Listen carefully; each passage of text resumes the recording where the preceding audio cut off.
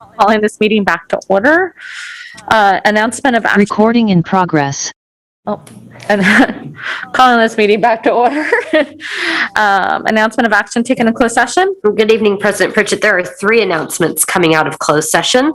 The board approved a special education settlement agreement identified as OAH case number 20210-10068 by a unanimous vote of those members present, 5-0. The board approved a second special education settlement agreement identified as OAH case number 20210-30598, again by unanimous vote of those members present, 5-0.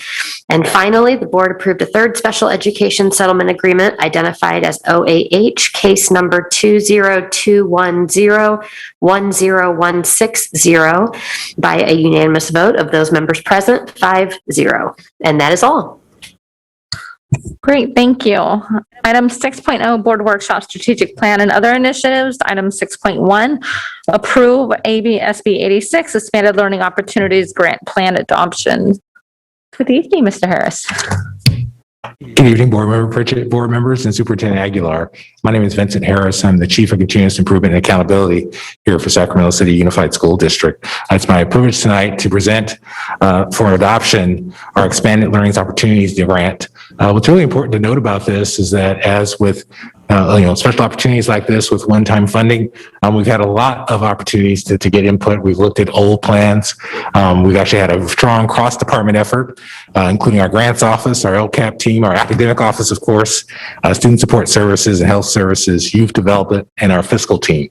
So as we brought this plan together, even though it was a full sprint, because of course, we're just made aware of it in March, we've done everything possible to seek out as much input as conceivable within this period. Now, I will say up front, obviously, with a plan that's done this quickly, we know that there are some of the projects have a little bit more gaps to them, so there's variation. But tonight, I'm proud to share what we've got in terms of what we believe is a viable plan, knowing that we'll be evolving it over time. And you'll hear more specific concretes about the plan in terms of a couple of special initiatives that a couple of my colleagues will be presenting on through this presentation. So with that, I'll go ahead and dive in.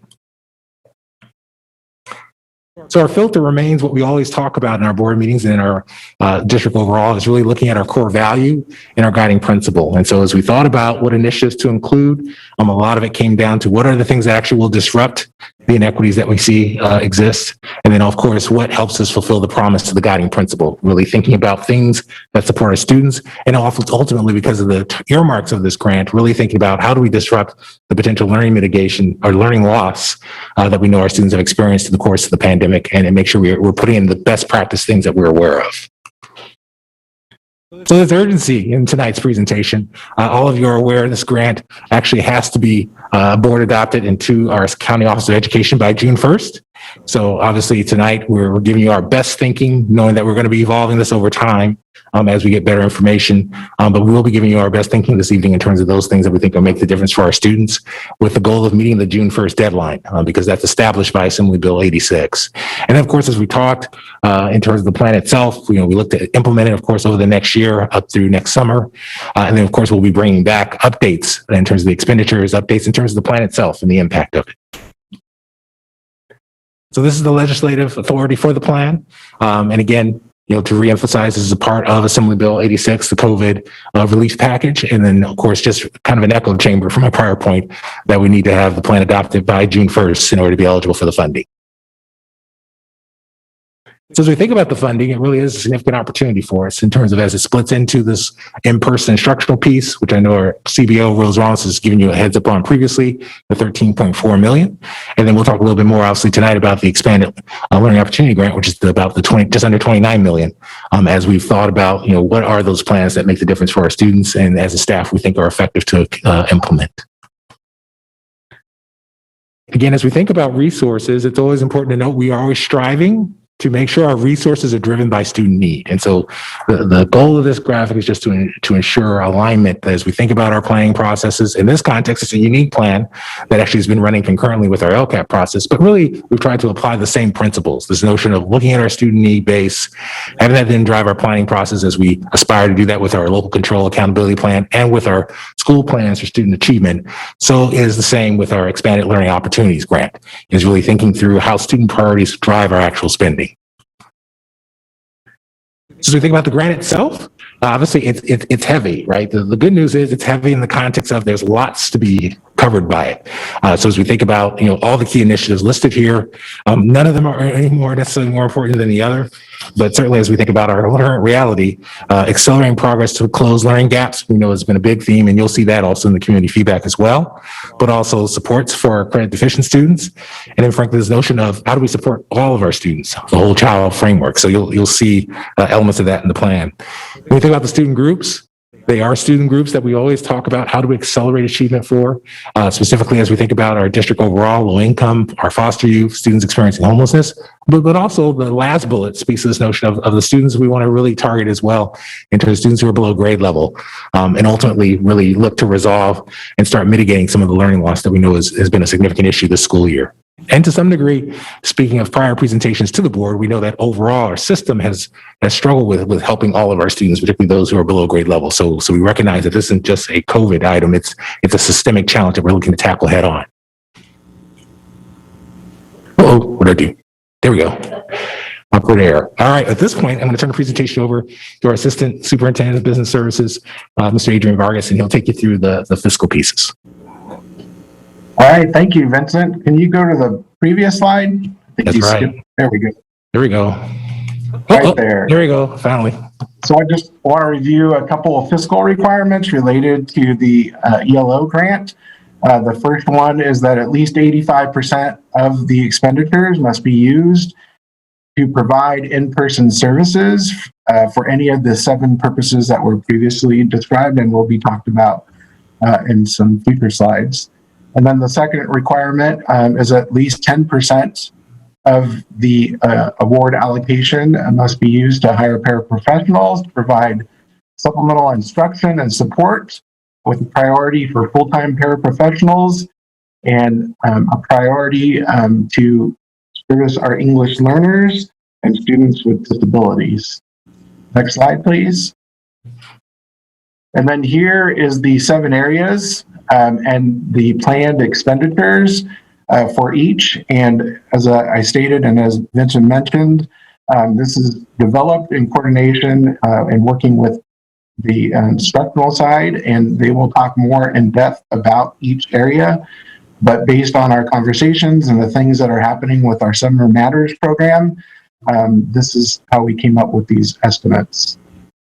All right, back to you, Vincent. All right. Thank you, Mr. Vargas.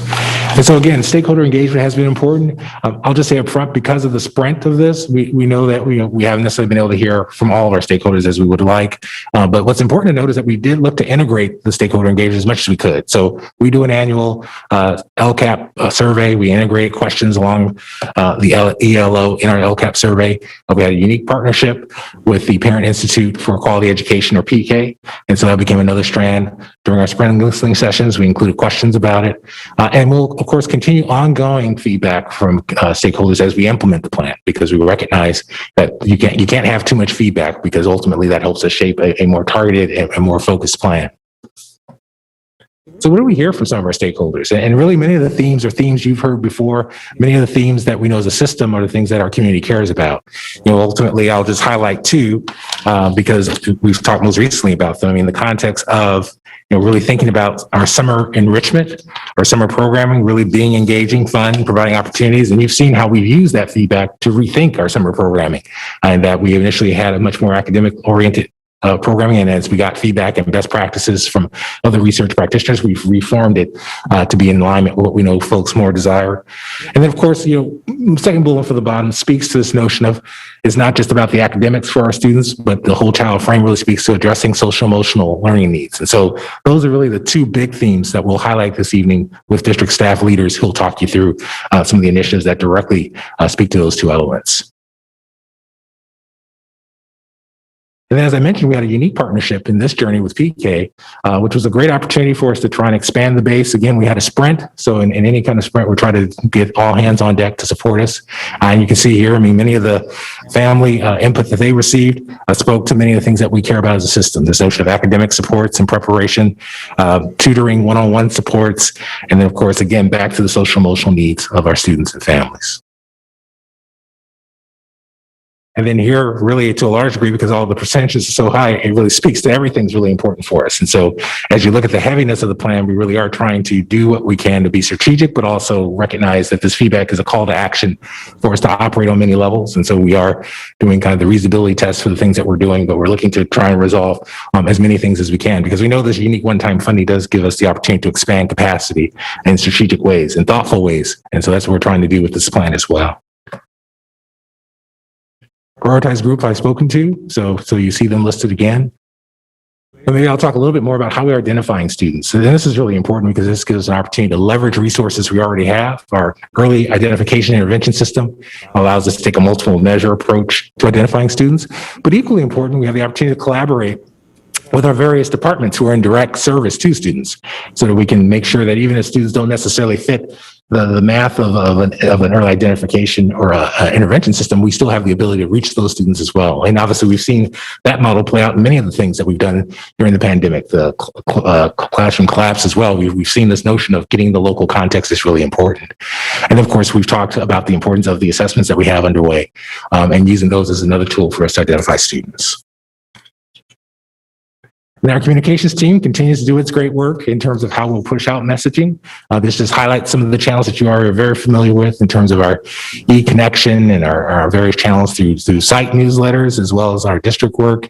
And then, of course, using the telephone system as well. One of the things they did call out was this notion of how we're going to communicate. So our communications team already has significant infrastructure to help us support in that process.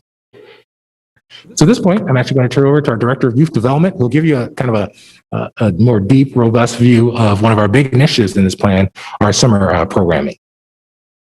Respected Board President, Honorable Board Members, and dear Superintendent, I am Manpreet, Director of Youth Development. So today I'm going to talk about summer 2021. So this summer 2021 will focus on relationships.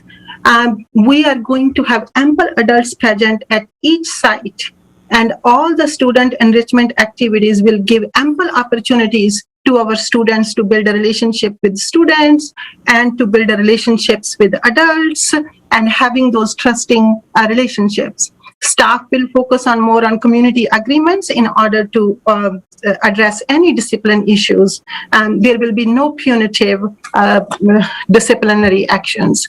Addressing mental health. So we are collaborating with our student support services, and we will be hiring social workers. These social workers will go and do welfare check-ins from site to site, and then they will also train staff on social emotional learning, and they will do check-ins and do some circle times with the students on their social emotional health. And we are not only focusing on the social emotional health of just for our students, but also the social workers will do check-ins with the staff too. Along with mental health, we will be focusing on, we are very careful about students' physical health. We know that COVID is still a reality. We will be hiring medical assistants who will be helping our school sites and our students to stay safe, which will their presence will make sure that our students feel safe at sites. Connecting with families and communities. This is one of our objectives this year. Every Friday, we are requiring all of our community partners to do a check-in night with our parents. So every Friday, there will be time designated for families to do a check-in. All of our community partners will be required to do 2 orientations during the month of June 21st so that they know what parents want, what are some of the expectations, and how to reach out to our families whenever there is a need, and how families can reach out to our staff when they need something or need any information. High dosage of tutoring. This is one of the highlights of our programming. We have posted positions for teachers for bilingual aides, and these teachers and bilingual aides will work with our students in small groups. Next slide, please. And depending on the site needs and capacity, these activities can look different from site to site.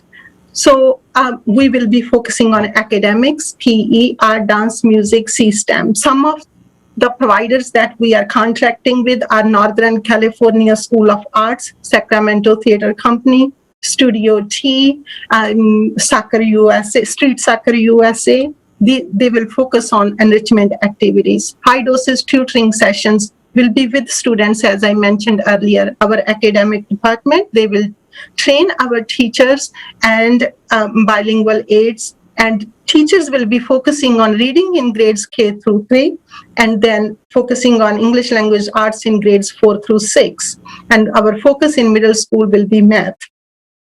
All teachers will receive their own individual kits to work with students in small groups.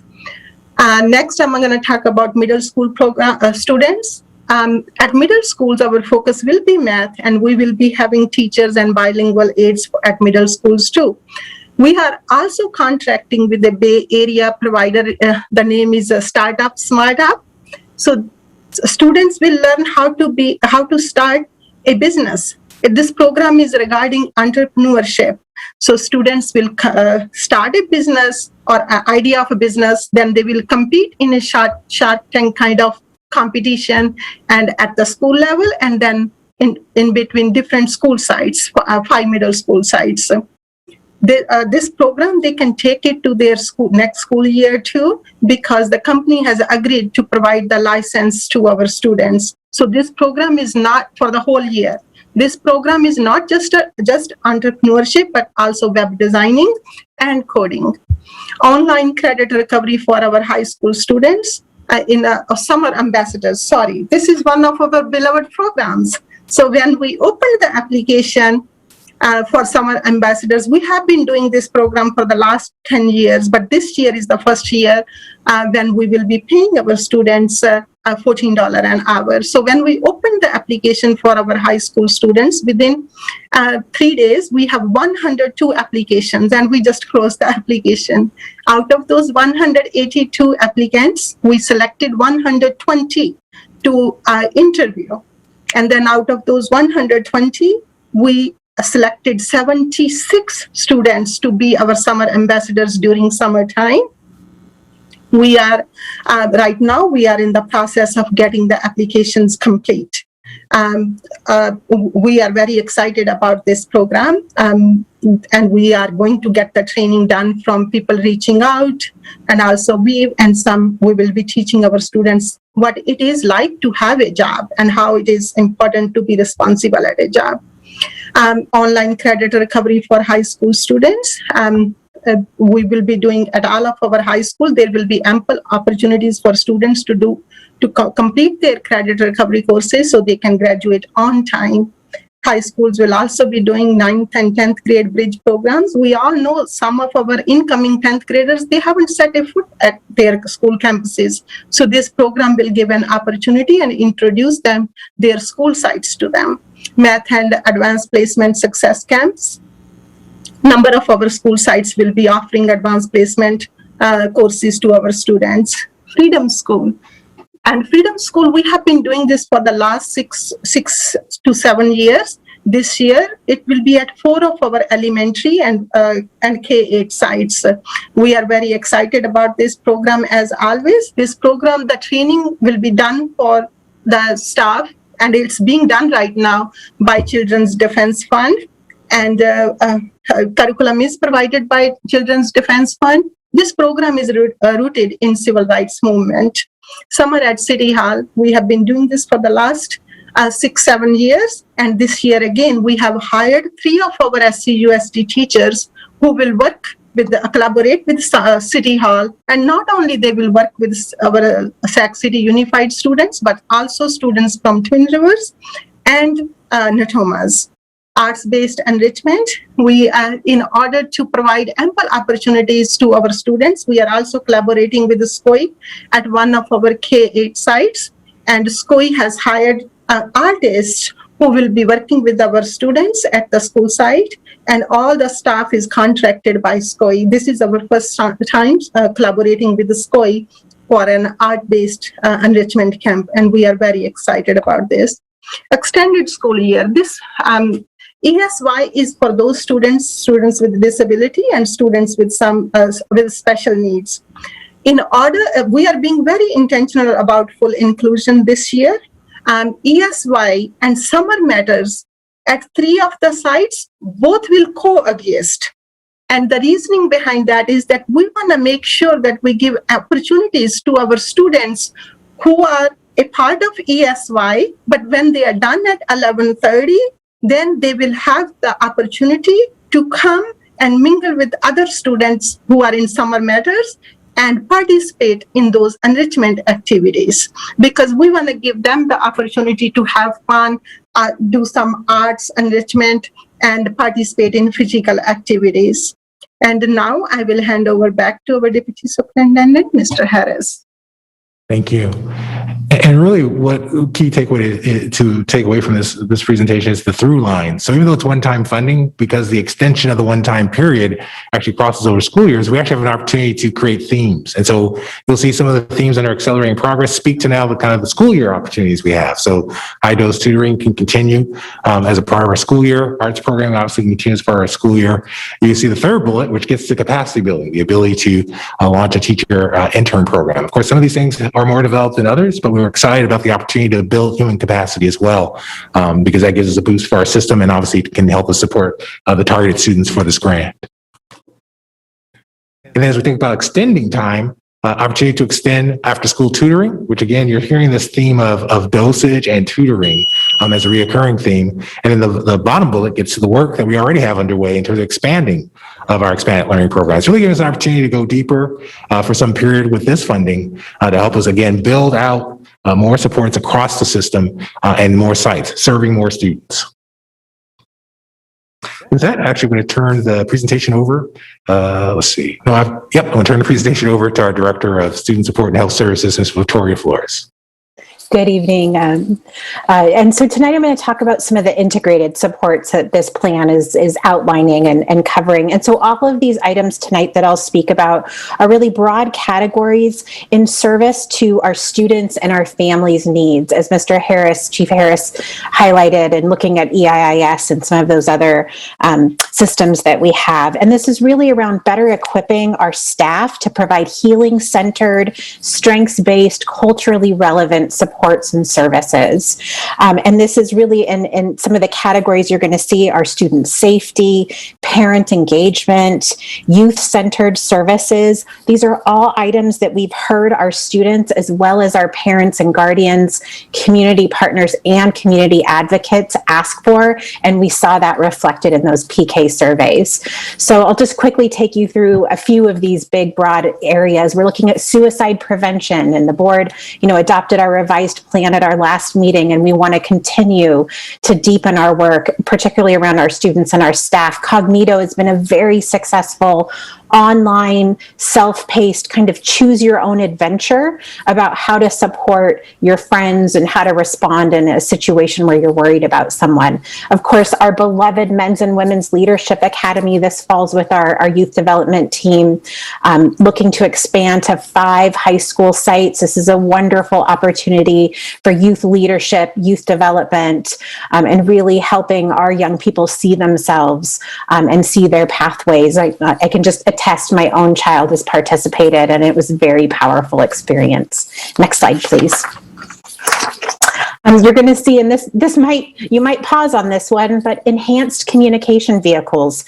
And when we had to pivot to distance learning, we quickly got cell phones out to our support staff because we knew we needed a way to reach our families. And texting has just been wildly successful with both our students and our families. Times where they might not want to pick up the phone or even answer an email, but they'll have a 45-minute session via text. And this is us really being responsive to what our students and our families are asking for, and and responding to. And then this one I know is near and dear to many of our hearts, but we're looking at a near-peer mental health and wellness support and youth workforce development. So we've been in discussion and partnership with Pro Youth and Families and Youth Forward for some time. So we're actually seeing these ideas, come to fruition, where we're going to be looking at having near-peer mentorship model with specific focus on youth of color and youth who identify as LGBTQ+, so that our young people see themselves in near-peer young people on their campuses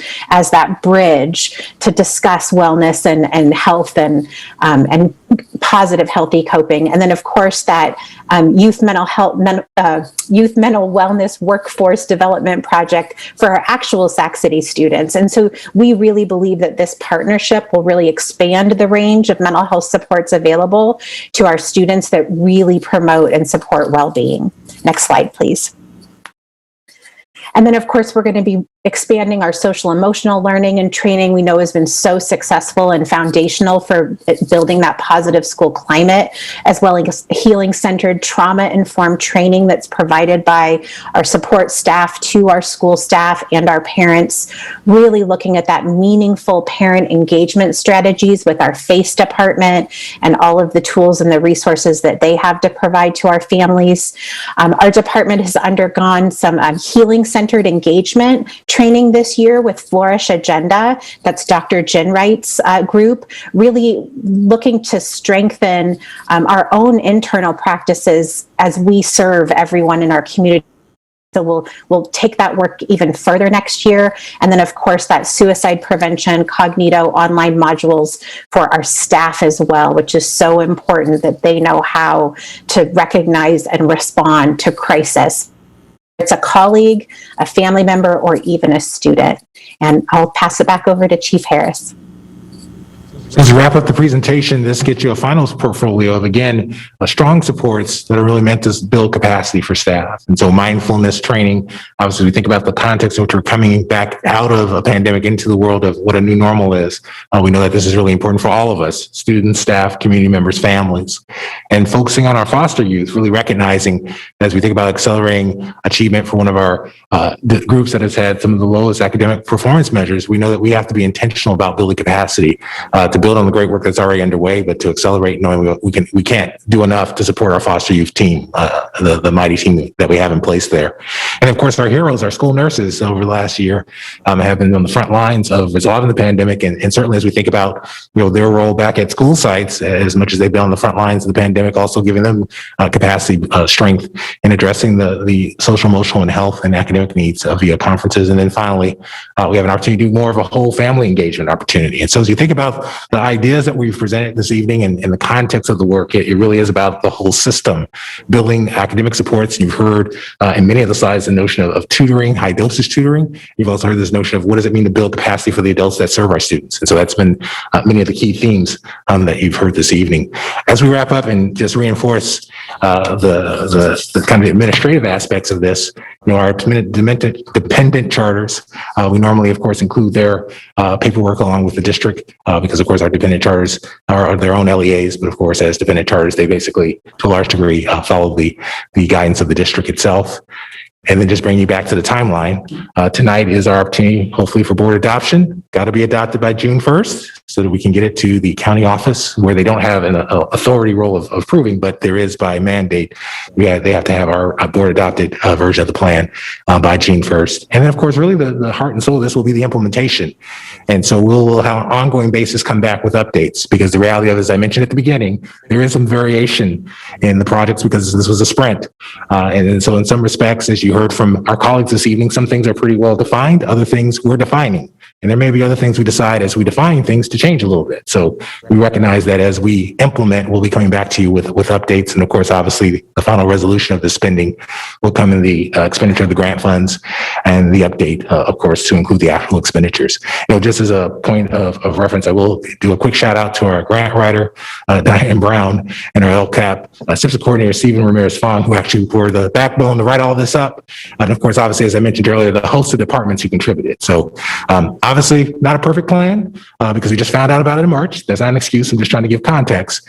But one thing I will say that when you hear about the LCAP in the next board meeting, you will hear symmetry, right? We're looking to create intersections that make sense. And we're looking to give an echo chamber to those things that we think are important for our system. And that's really one of the efforts that we really try to do with this plan effectively. With that, I'll end the presentation and turn it over to the board. Thank you. I believe we have 5 live public comments on this agenda topic. First up is Manuel Jimenez.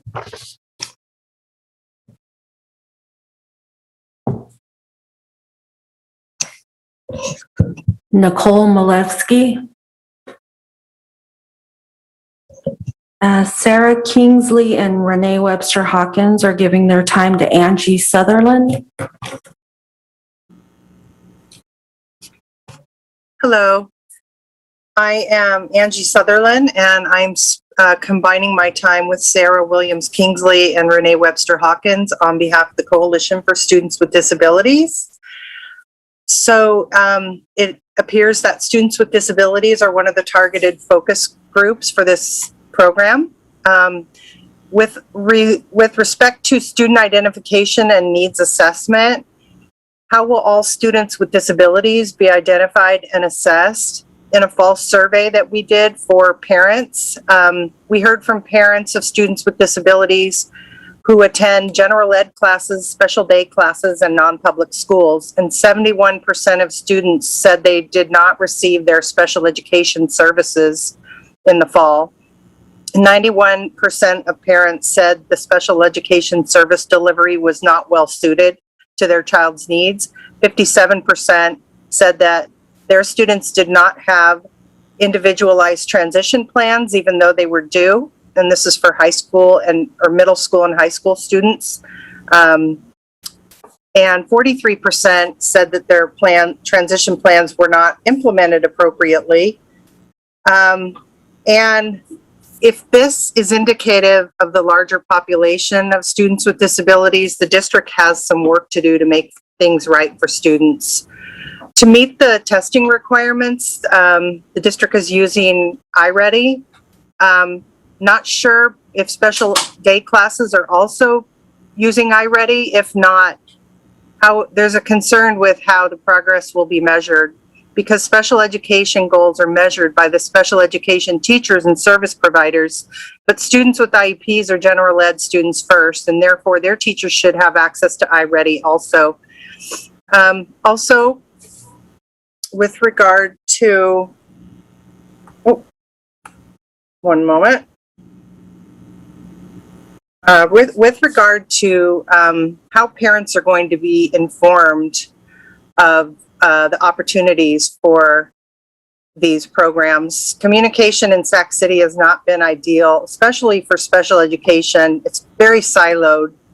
In our fall survey, 38% of parents said they received insufficient communications from their IEP teams, and 76% said they received no communication from the district about school resources that would support their child with a disability. So how will this time be different? How will parents know of the options that exist for their students with disabilities? Will all the students receive information about options in order to make informed decisions, or will the parents of students with disabilities only be told about extended school year, aka ESY? The focus on relationships is also mentioned as a key pillar. Schools have not been a safe place for many students with disabilities who face bullying and a lack of acceptance and support. How will this be different than in the past to create this safe space? Addressing mental health is also another pillar, and holding circles to address well-being, safety, and trauma could be disastrous for a student who shares their issues or seeks to resolve a problem in a peer group without a trained facilitator. So we hope that the school sites will be supported with professionals trained to facilitate these sensitive conversations. Also, high dosage tutoring is listed, but what does that look like? What is the methodology? Hopefully it is not the status quo reading and math methods that have not shown to close achievement gaps in our district. We're hopeful that the high dosage tutoring services go beyond typical instruction that is not designed to close achievement gaps, but instead are multisensory and explicitly designed to meet the needs of students who have difficulty with reading, spelling, and writing, who are at below grade level and are struggling. With regard to all the different activities planned that vary site to site, is there a list of which programs will be provided at each site so parents can make informed decisions? Will students with disabilities be afforded these opportunities? Extended school year is listed as a program for students with disabilities, but ESY is not the only game in town. However, parents have traditionally not received information about all of the available options. Worse, ESY has not closed achievement gaps. Parents need to be able to understand and weigh in on appropriate options. It was mentioned by the presenter that students in ESY would coexist with other students in summer matters and only interact after 11:30. Why is there not a blended ESY program or one with co-teaching? This is separate and not equal. And one of the integrative supports is the near peer mental health. And what a wonderful idea. Many students with disabilities also have mental health needs. And in fact, in the survey that we did in the fall, 70% of parents said that their students' educationally related mental health services was not implemented appropriately. 80% said their children are developing new mental health issues but not receiving any support. And 50% said their children are regressing in learning and behavior. So has the district determined that this partnership would not also be beneficial to students with disabilities? We ask that you please consider expanding these opportunities to serve students with disabilities who also need this support. And lastly, it's very refreshing to see some family engagement activities are being planned with FACE.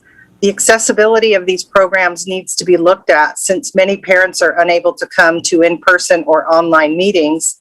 Personalized outreach to families with this information would be amazing. Thank you. Thank you, Ms. Sutherland. There are no more public comments. Okay, thank you. I will open it up for board discussion, questions. Superintendent, go ahead. President Bridget, I just want to just acknowledge Mr. Harris spoke about this and just thank all of the staff that have been working toward bringing this to the board for your consideration. I know that often we are working as hard as we can, and sometimes it feels like we are not giving enough time for our community. But I just want to ask that you trust that our staff have been working diligently to complete this task, and this is our best proposal for the board's consideration. I also want to just thank again the ad hoc committee that the board put together, led by members Garcia and including member Rhodes and student board member Sheikh. We did ask for a speedy turnaround in order to incorporate some of those findings, and I think that's a valuable addition to this plan, and hope that the board will also trust Mr. Harris's sort of front load to the board that you'll see some of this in the LCAP plan that is being finalized as well. So thank you, Mr. Harris, and all the staff that have been involved. Yes, thank you. I will open it up. I guess I can start if you want to start. Go ahead. Just we're going in circles and niceties. So I do want to thank staff. I know this was a very compressed timeline. So I noticed. I guess I don't want it to go unnoticed that you really took advantage of sort of where you are at in other processes to really create those opportunities to get stakeholder input. So I just want to recognize that, because I know it's a lot of work, and thank you, Superintendent, for also highlighting that the valuable input from our partnership with FICE, especially from voices that we normally don't hear from, was also very valuable, as it was meant to be. It was to add value to the process. I do have a few questions, however. I think there's similar to some of the comments that we heard in terms of the students being identified through the early identification and intervention system.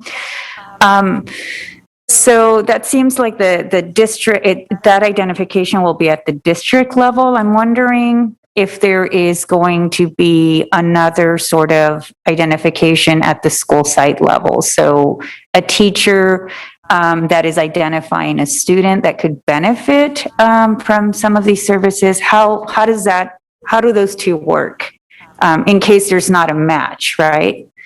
The same student is not identified by the system. I mean, to your question, Board Member Garcia, I'll start and let another member of the team speak to it if I leave out anything of importance. But, as we looked at slide 16, to your point completely, that is where the collaboration is meant to happen. And so in various district processes, what we end up doing is publishing a list and ultimately working with site administrators who see the list. They come back and say, hey, you may have missed somebody. We think it's important. It's kind of an iterative process. So the lists that we create are not necessarily imposed as the truth. They're imposed as a first cut because it is data rich. But to your point completely, we actually do build in processes where principals will come back to us and say, this student appears to be someone who would benefit, and we do open up opportunities, especially with the context of this program being so locally based. Exactly to your point, we don't want to miss any student that a principal or teacher informs us should be a participant. So it's a two-step process.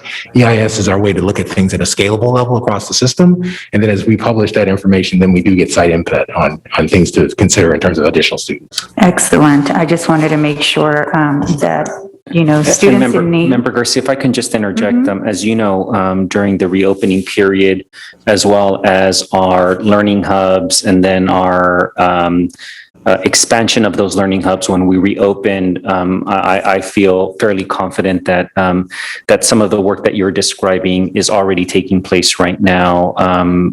We always talk about how data represent the lives of students, and that requires interaction between our principals and our teachers and our families, and we continue to see that kind of interaction resulting in a more complete and holistic review of information to make sure that we're offering these opportunities to students.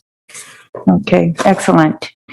And then I do have some questions in terms of the training for school staff, and just comparing. There seems to be a lot of training in the document for staff, but in terms of the allocation of resources of $2 million out of the 28.5, I'm just wondering if that is going to change upwards maybe? And also, when does the training happen? I know that because of the number of days of our school year, training tends to happen during the school year. So the district backfilling with subs while teachers are in training. So I think for me, it just would make sense for the training to happen before before the students come into, school the first day. So I'm just trying to figure out the timing of that, because I think it's really important for it to happen prior to students being on campus. I would say, Governor Garcia, that is our going forward plan, but that's a part of the plan we haven't formed out completely yet. So we have the framework and to your point, what we think are the right topics, which you're getting as the operational aspect, which I would say, I don't know offhand. I'll open it up to anyone else in the team who has a little bit more concreteness for you, but I would say that is definitely something that we have a planning stance. And obviously we're going to be working to figure that out in the next few weeks. Okay. And I think Ms. Flores is popping in, so you might get a little bit more. Yeah, Board Member Garcia, I can speak to some of this training is designed to be pre-service, the school year starting, but some of it is actually designed to be throughout the year. So something like the Flourish Agenda, Healing-Centered Engagement, Deepening Strategies would be part of our regular professional development for our school social workers that's built into our contract already. And it's part of the ethic of social work, that continued professional development and practice, particularly around supervision. So it's a kind of a both and. Okay, that's good to know. And then I'll just ask two more questions. I'll let my colleagues ask more. I have more, but I want to open it up as well. So my next question was also on, the reality is that we don't have enough, this is districts across the state don't have enough internal capacity to meet the needs of students this summer and then moving forward, right? So we are leaning, I think, a lot on community-based organizations. I think as the state is encouraging school districts to do, as an extension to build capacity. So as I'm processing that reality for our district as well, I think it's going to be really important for us to maybe understand who those community partners will be, and also ensure that the contracts allow for the scaling up, but also built in the de-escalation of services as we're losing the funds, right? Because these are one-time funds. So just wanted to make that comment in terms of of really leaning and with our partners in our communities who do amazing work. And I think it would be a great partnership, as was evidenced by our partnership with BECA. So, and then going hand in hand with some of the priorities that came back from that input is that the family engagement or the community engagement still being of critical importance. And then the last question that I want to make sure I ask is, I also want to find out how we're going to measure the success of these investments in terms of how are we going to tie it to student outcomes, so that we can ensure that as we continue to hear updates and maybe revise the plan throughout the year, we're making the right adjustments because of the student outcomes. So just want to make sure that that's tied in. And I do have one last question. Yeah, because we're going to see it to your question about student outcomes. That's where the connections to the LCAP will be so important, because of course that's heavy with student outcome data, and we'll be looking to do the crosswalking and maybe transplanting measures from our LCAP into specific initiatives here as well, that where we've already defined student targets. Right. And then I'm thinking of, as these dollars are drying up, learning what worked, what didn't work, so that we have information for future years to understand where those investments need to be made. Hopefully in a conversation where we can talk about how do we increase ongoing revenue for our district. And then one particular voice that I thought was missing, so maybe I didn't quite catch where they're reflected, is part of the stakeholder input process not only included parents, students, but also school site staff. So your teachers and your classified and your certificated workforce, and as well as principals. So I'm wondering, where is their voice reflected in the plan? And if it's not reflected in the plan today, when do we see that voice in the plan moving forward? So to your question, Board Member Garcia, and this gets to your opening comments as well, because of the sprint nature of it, I definitely would agree. One of our challenges was how do we integrate as many voices as possible? And so what we did was basically leverage our LCAP survey, which is, widely distributed. Now, to your point, we didn't have any targeted listening sessions or targeted groups. So that's an opportunity for us to share this plan more internally and get feedback. So I think that's an opportunity for us, but the mechanism, to your point, was really through our surveying process, which is open to everybody. And we use our e-connections and obviously our internal communication systems to tell folks, hey, please fill out the survey. But to the underneath of your question, that's an opportunity for us going forward as we look to implement, is actually to get system feedback on prioritization and maybe system feedback on additional initiatives. Okay. I look forward to hearing how that's all going to work out. Thank you. Thank you for the question too, Member Garcia. We can always improve in those areas. We did make sure that we sent staff messages through my weekly messages as well, just encouraging, again, as Mr. Harris indicated, to fill out the survey on several occasions. But again, we can continue to improve in how we seek out those additional voices as well, more directly. Great. Thank you. Great questions, Member Garcia. I have a couple questions for you, Member. I was wondering, back to Angie Sutherland's comments during her public comment, I was wondering if you can kind of touch on the assessments piece and how that'll kind of like unpack that a little bit of like how it'll take place. Probably the best person to answer, if he's on, would be Matt Turkey from our curriculum and instruction office. I'll defer to Matt. Hi, I'm sorry. Would you please repeat the question? I couldn't quite hear it. Yeah, Angie Sutherland during her public comments was asking about how assessments will take place. I'm asking if you can unpack that a little bit more regarding the assessments. Yeah, absolutely. So during this, is this during the summer program or during the school year? During the summer program. Sure. So during the summer program, there are three different programs during the K-8. The first one is for our current K through 3 students. The next one is for our 5 through 6, and the other one is our 7-8 students. And within each of those, there are assessments which we have. So the first one is around reading, okay? So, and we're going to be using SIPs, and so there are assessments built into that. We're also using something called Amira, which is an online. She's a tutor online, basically, and she helps kids read, and she gives kids feedback on their reading and that sort of thing.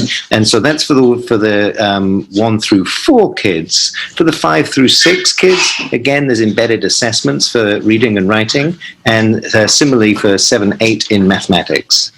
And then will there be any focus on special education during that time?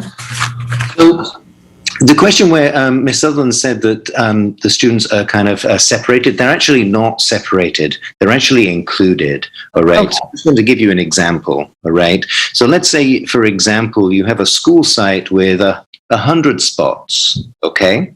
And let's say that there are 50 students within that school site who are attending for ESY. Then 50 of those spots are already taken, and there's only 50 more spots to go. Okay, so that means that the students with special educational needs attending for ESY are totally and utterly included. It's an inclusive program rather than parallel. Okay, so to that end, the assessments would be put in place as well, as would any accommodations which are needed. And the general education teacher would then need to be working hand in hand with the special education teacher also. Okay, great. Thank you. My next question is regarding the high dosage of tutoring section on here. And I'm wondering, it says teachers will work with small groups of students. Are these our teachers, or are we working with community-based partners? And these are our teachers. So okay. Basically, the community-based partners, we're going to split it up into each of the team leads, from a community-based partner, will have about 10 students in their classroom. Okay, and then we want to, depending on how many teachers we get, what we really want is 1 teacher per class of 10 students. Okay, so that every single day that teacher can then pull out of the classroom groups of 3 or 4, so 10. You've got 2 groups of 3, 1 group of 4, for 45-minute increments on that high dosage tutoring. So that's what's happening during that time. Great, thank you. I wanted to say how much I appreciate like all the different types of groups as we're going through this. One thing I did see on here that caught my eye, and I don't expect it to be within this plan, but maybe kind of thinking outward a little bit.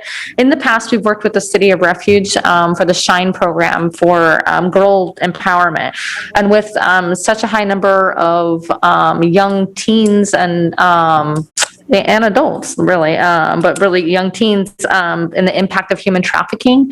I'm just wondering if we can think about maybe adding that into this. It's a fairly low-cost program for us for the benefit that we give our students. So if you can kind of look into that. And then I think that is actually, how do we choose the sites for the family engagement? How is that going to work? Is it all of our sites that are open for the training for staff? Sorry, it's on page 25. says capacity for community, school teams, family engagement, learning institute. Yeah, I don't know that one offhand. I'll defer another team member on that. Is it, it's a 2-day training for stakeholders, so I'm assuming like it's probably here, or is it at school sites? I guess that's my question. Right. I'll get back to you on that. Okay, that's fine, that's fine. All right, other?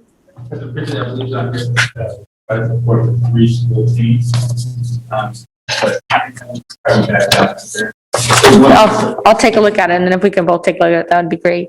Member Morosky, did I see your sign up? Oh, Member Wu, sorry, and then Member Morosky, okay.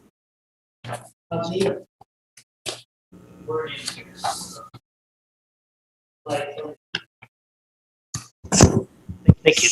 Slide 22. It's a self-directed, standalone program. Is it going to sit on the schools, the district's website? How are the students going to learn about it? And then, it's a self-directed training, but it will do us no good if nobody utilizes it. Ms. Floyd will be able to. Yep. Thank you so much. We've actually used this program before with our students. It's Cognito, so they log in on, and there is a staff member there present to help facilitate, make sure students complete, and then debrief about it. The beauty, though, is that depending on their knowledge, their prior experience and knowledge, they get to kind of choose their own learning adventure. And it's almost like a video game. So our students really respond. So do our staff, honestly. But to your point, it is a structured kind of guided activity. Thank you, Member Wu. Member Morosky? Oh, thank you.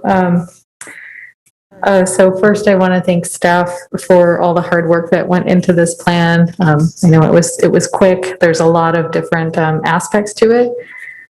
And I know this plan is a little bit unique in that it was had a very quick time frame. It has really specific student groups that need to be served, specific types of interventions. So I think, it seems to do a really good job at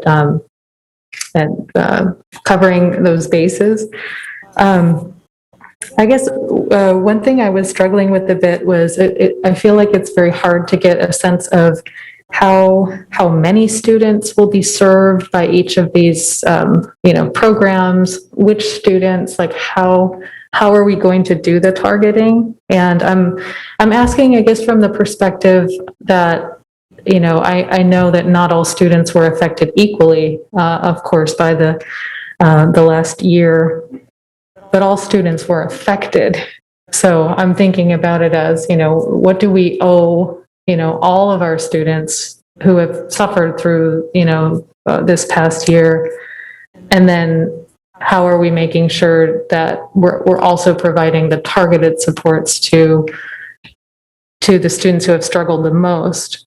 And how are we kind of balancing those two things? And also, to me, it makes sense to look at the individual students' needs rather than kind of make assumptions about, this site needs this, but I'm just wondering how we're approaching those questions.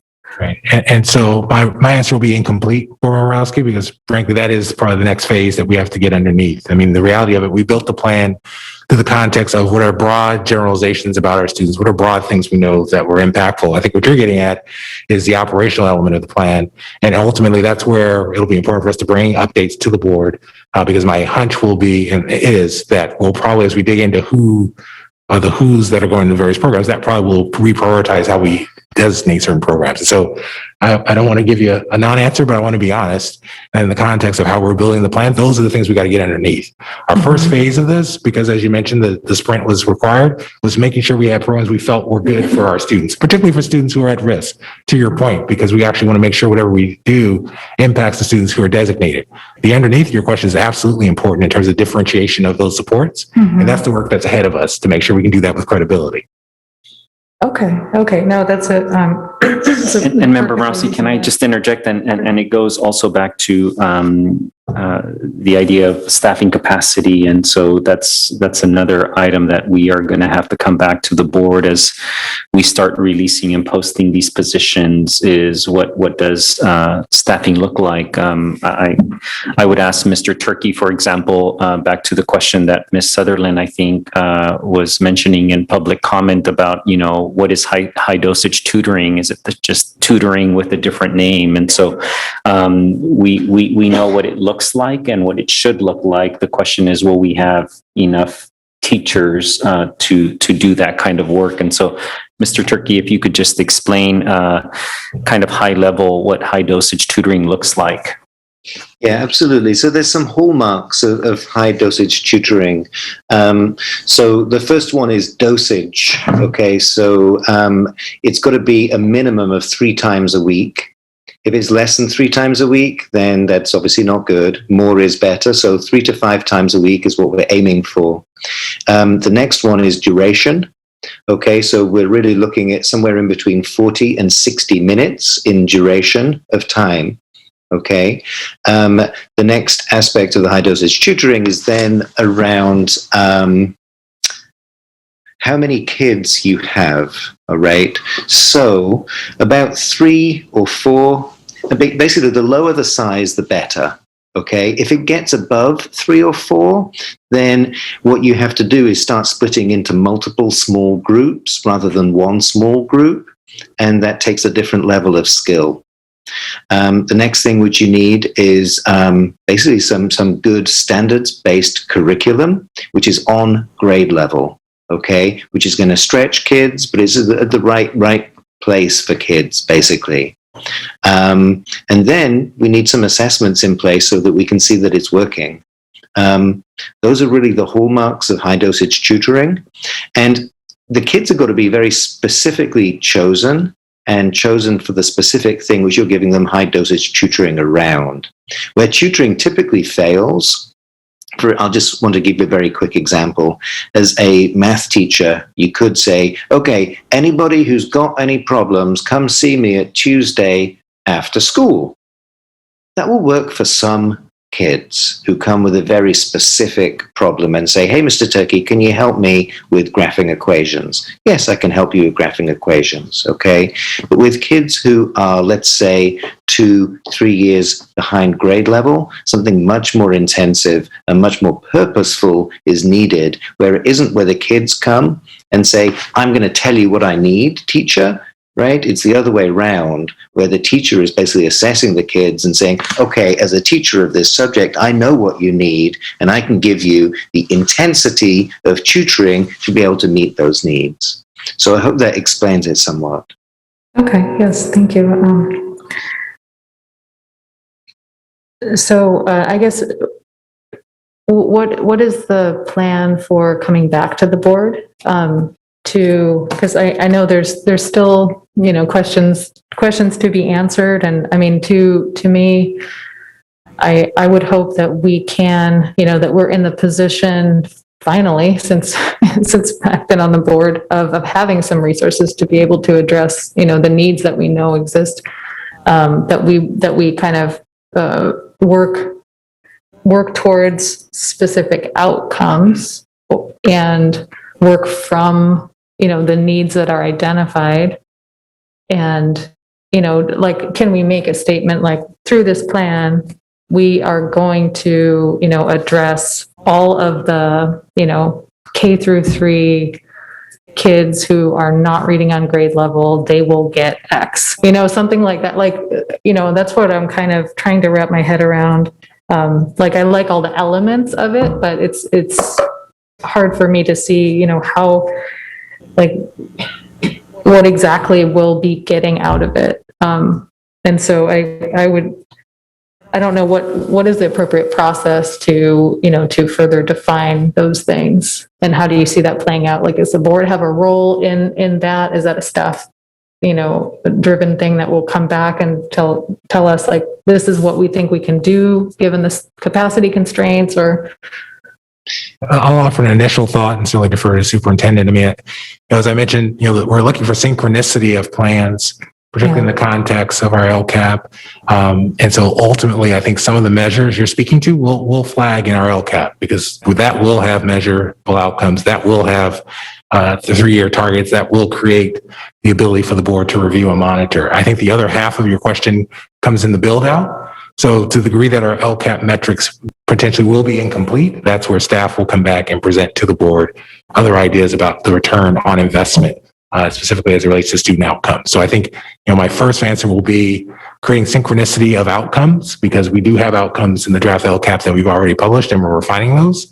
But I think to your other part of your question in terms of the whole plan, that's where we'll have to take some time and actually do the prioritization of everything that's in it and figure out, okay, let's lift this out as an additional outcome measure. So I do think we have the first starter outcome measures through our LCAP, and I think we need to add on to it as we understand better how the plan implements any impact.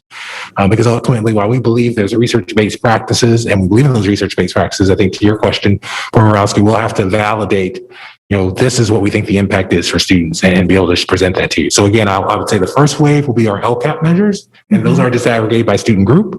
And then the next wave will be once we get the plan formed more in terms of those pieces that we have shared are more formative tonight. Once we lock those in, then we'll come back and share. To your other question on updates, certainly we can plan for quarterly updates on the plan and make that a routine for next school year, so that you have an ongoing conversation. Because again, the synchronicity, and the board's already asked for this, the synchronicity of our LCAP and our planning documents is important. And so we'll commit to making sure those are brought back in the public square on a regular basis, so that you can see both the process and the impact.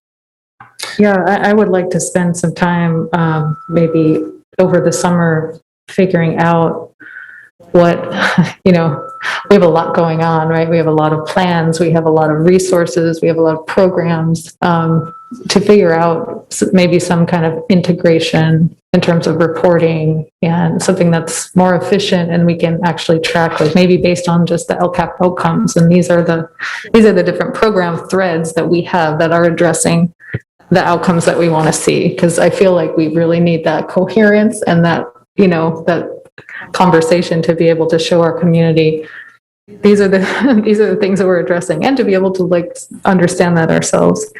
Okay. Well, thank you. But that was, the high level stuff. Yes. Borowski, I'd also offer that, as I think we may have sent, and if we haven't, we can send it, certainly the policy brief about restorative restart. And we are very much in conversations with some of the researchers that were part of that policy brief. And I say it because I think that there's going to be more and more discussion about how we are going to track and monitor the effectiveness of these kinds of programs, because certainly, as you heard, the focus is not going to be all on academics.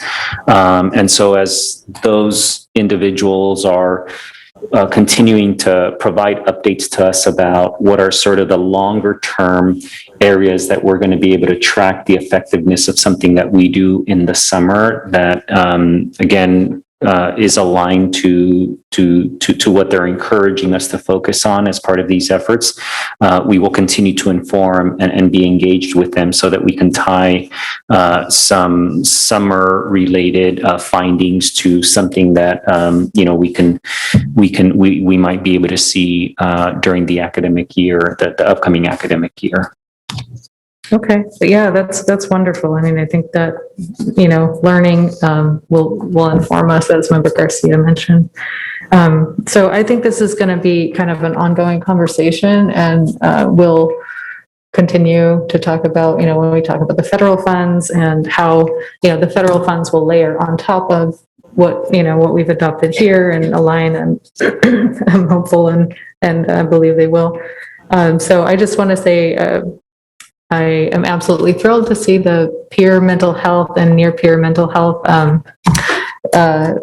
program. That I think that's going to be really powerful. I think it has had really good outcomes when it's been tried. So I'm just really appreciative of the inclusion of that. I know we've been talking about it for many months, and just thrilled I will be thrilled to see our students participate in that. So I'll just mention a couple other things, and you don't need to talk about them or respond to them, because they'll be I think, areas of conversation. But one thing I've been wondering about is, to get to that individual need, can we do sort of universal assessments and have individualized learning recovery plans for each student? How viable is that?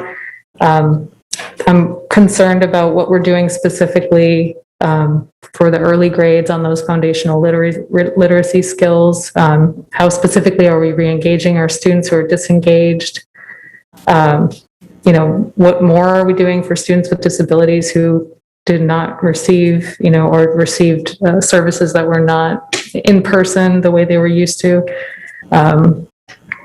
And like cultural and linguistic access and parent empowerment, I think this is an opportunity to make some progress there. So those are just the other things that came to mind in reviewing this. And again, I really appreciate all the work that's gone into it and look forward to continuing that conversation. Thank you. Thank you, Member Borowski. All right, are there any other? Oh, Member Rhodes.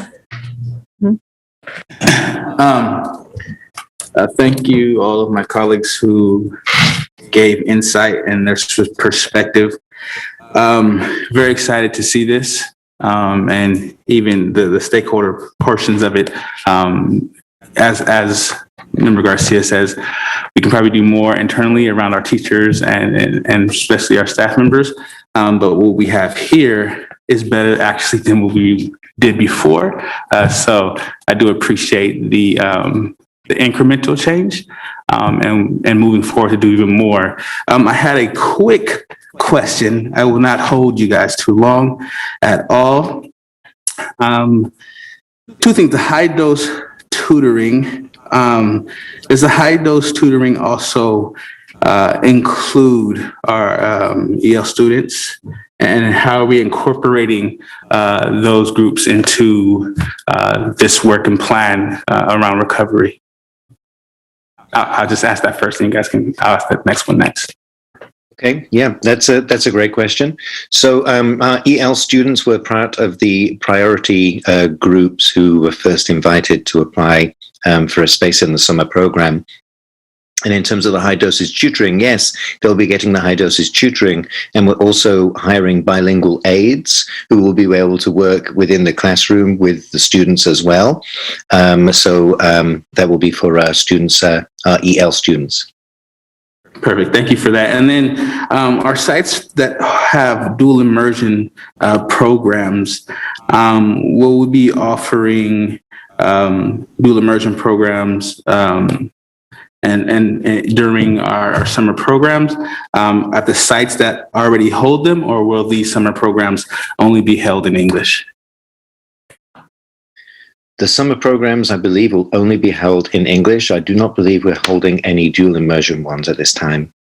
Okay. I would like to just point out, it seems loud, but I would like to just point out also for our dual immersion programs, there's a learning loss in both languages. And so as we ask the youth to matriculate into the next grades and be able to continue along this pathway, I think it is imperative that those youth also get those supports in that language program. So something to consider and look at as we build this thing out. So thank you guys for your time. Great point. Thank you. Thank you, Member Rhodes. All right, this is an action item, so I'll entertain a motion. So moved. All right, I have a motion, a second. Student preferential vote. Aye. Superintendent, roll call. Member Pritchett? Aye. Member Morowski? Aye. Member Wu? Aye. Member Garcia? Aye. Member Rhodes? Aye. Perfect. Thank you. And thank you, staff, for this, all your hard work. Item 6.2, Facilities Master Plan Update. Ms. Ramos and Mr. Browning. Good evening, President Pritchett and board member superintendent. Tonight, we're going to be presenting you with an update on the facility master plan. Before we get into that presentation, just for the benefit of folks who may not be familiar with this project, The district issued a RFP a couple of years ago in 2019 to solicit a group to complete the facility master plan. And the firm that was selected is DLR to prepare a 5-year facility master plan. And what that is, it's basically a collection of data of our facilities to help us plan for future facility improvements and prioritize resources. And the unique thing about this plan is that it also includes a district equity index that will further assist in prioritizing these capital improvement projects. And so DLR is going to share with you this evening the progress to date and then the next step. So at this point, I am going to turn it over to our interim Assistant Super Facilities, Dr. Lee Sata, so he can make introductions. Lee? Yes, great. Thank you so much, Rose. And thank you, Board of Ed members, for the opportunity for us to present to you this evening. I want to remind everyone that this is a snapshot of a process that began way back in 2019, as Rose said, with the selection of DLR as our architects who are going to complete the facilities master plan. And to date, they've completed several assessments, which they will share with you. And also recently, I wanted to say that we had a full stop to the process in order to take a hard look at the equity issues that Rose mentioned and come up with an equity index that is relevant to our group. We're working closely with the steering committee and the central planning group who had provided some feedback and gave us some guidance on how to proceed there. Excuse me. So the next step I'd like to do is just introduce the DLR and RSS consulting teams. I would like to say special thanks to Amna Javed, who's been our facilities manager, pushing the process forward, Nathaniel Browning, our director, and of course, Rose Ramos, who's been providing the overall leadership. And so with that, I'll introduce Mark Covington with DLR and Dr. Regina Standback-Stroud with RSS Consulting, and they'll introduce their teams and take you through the presentation. Thank you, Mark. Thank you, Dr. Sada. My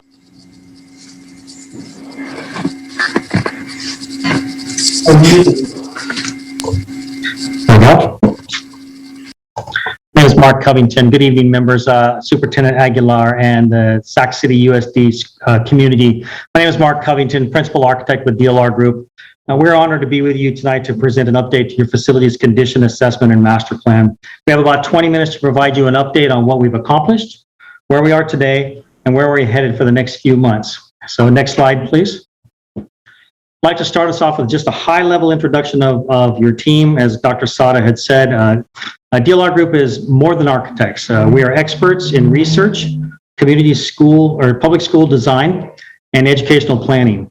This team has invested thousands of hours in assessing your facilities, collecting data, and reaching out to your community. Mr. Blewett and Ms. Levezo are both on the call with us here tonight, and you will hear more from them later. And so to complement this team, as Dr. Sada has said, Ms. Ramos and her staff introduced us to a group of equity-minded professionals. But I must share that every time we meet with our new partners, I learn something new. Next slide, please. So at this time, I'll turn it over to Dr. Regina Standback-Stroud with RSS Consulting for a brief introduction of her team. Thank you, Mark, and thank you, Dr. Sata. Board President Pritchett and members of the board, Superintendent Aguilar, and members of the dais here, colleagues and friends in the community. Thank you for the opportunity to introduce the RSS consulting team. I'd like to start with introducing myself. I'm a recently retired community college chancellor and president of a college, and also have served as the vice president of instruction and a professor of nursing sciences. I'm widely recognized for my scholarship in critical race and educational leadership. And I'm regarded for my work, highly regarded for my work on student equity and diversity, economic empowerment, and anti-poverty strategies. Also on my team, I'd like to go to the next person beside me on this picture, is Diane White. She's the president and founder of Integrated Academic Solutions, and she brings over 30 years of experience in higher education, including 25 years of award-winning teaching, as well as administrative and consultative positions, all of which inform her student-centered approach to strategic, integrated, and comprehensive master planning. And then quickly, I would like to introduce Dr. Casey Graney. She joins us and has served the bulk of her career in leading institutional research, planning, and effectiveness and the California Community College system. And she's recognized as an expert furthering student success through data-informed decisions. And finally, Dr. Siri Brown, who is currently the Vice Chancellor of Academic Affairs and Support Services at the Peralta Community College District. She is a critical race scholar as well and a historian with an emphasis in early American, African American, and women's history. And with this, we bring our perspective and have had the pleasure and the honor of being able to engage in the conversations and ensuring the discussions around equity, literacy, and critical race. Thank you.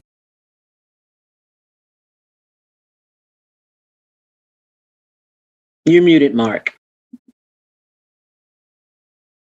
You'll hear more from Dr. Stanback Stroud and her team a little later on in the presentation. Excuse me.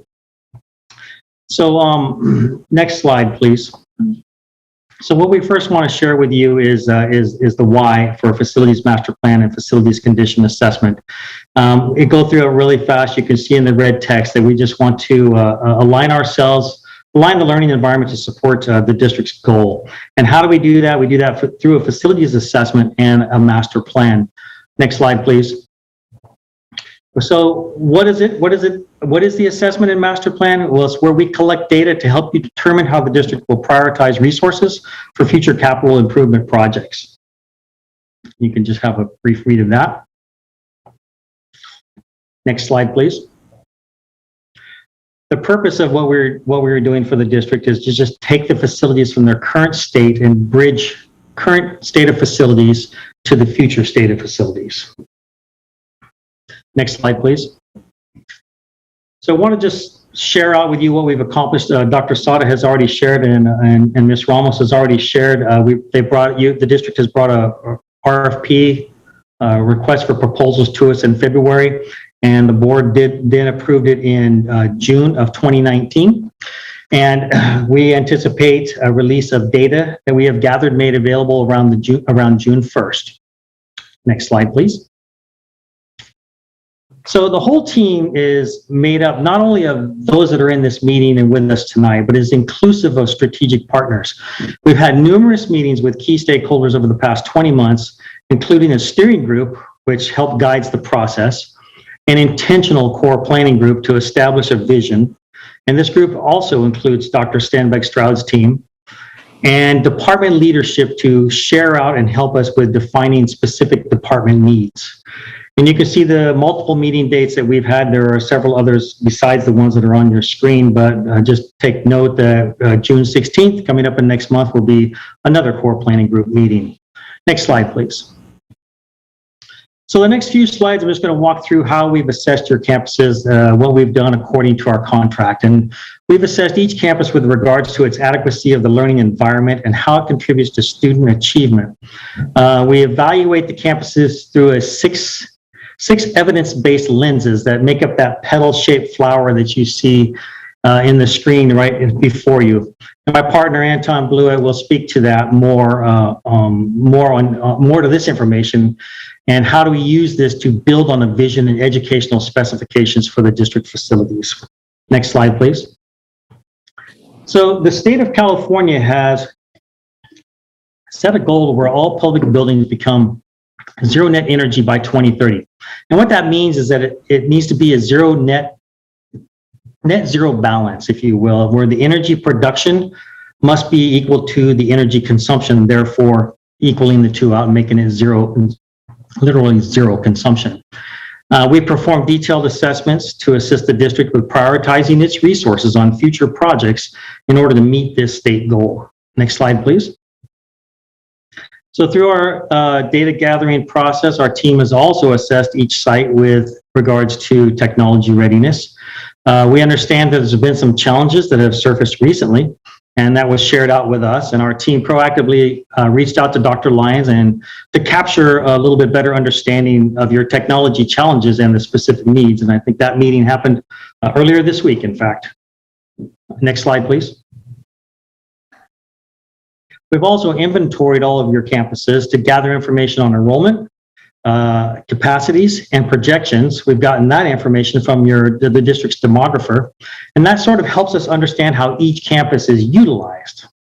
Next slide, please. And through our site visits, we've performed safety and security assessments targeting adequacy of areas like your student drop-offs, your fire alarm systems, exterior lighting, camera and intrusion alarm systems. Next slide, please. It's a little hard to read this one, but we want to make sure that we share with you that it's just simply a snapshot and an opportunity for us to indicate that we barcoded all of your equipment and uploaded it into the school district's maintenance software program called Dude Solutions. And this better assists and helps with long-term planning and with your preventative maintenance program. Next slide, please. So this is sort of where we get into the meat of the facilities condition assessment and the Facilities Condition Index.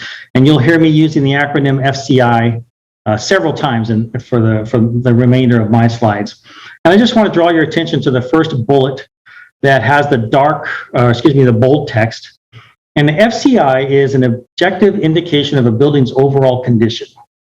It is defined as the ratio of cost of current needs divided by the current replacement value of that facility. So for fast math, if we have a facility that has a current replacement value of $30 million and its current needs are $10 million, that's 1/3, that's 33% of FCI would be considered 33%.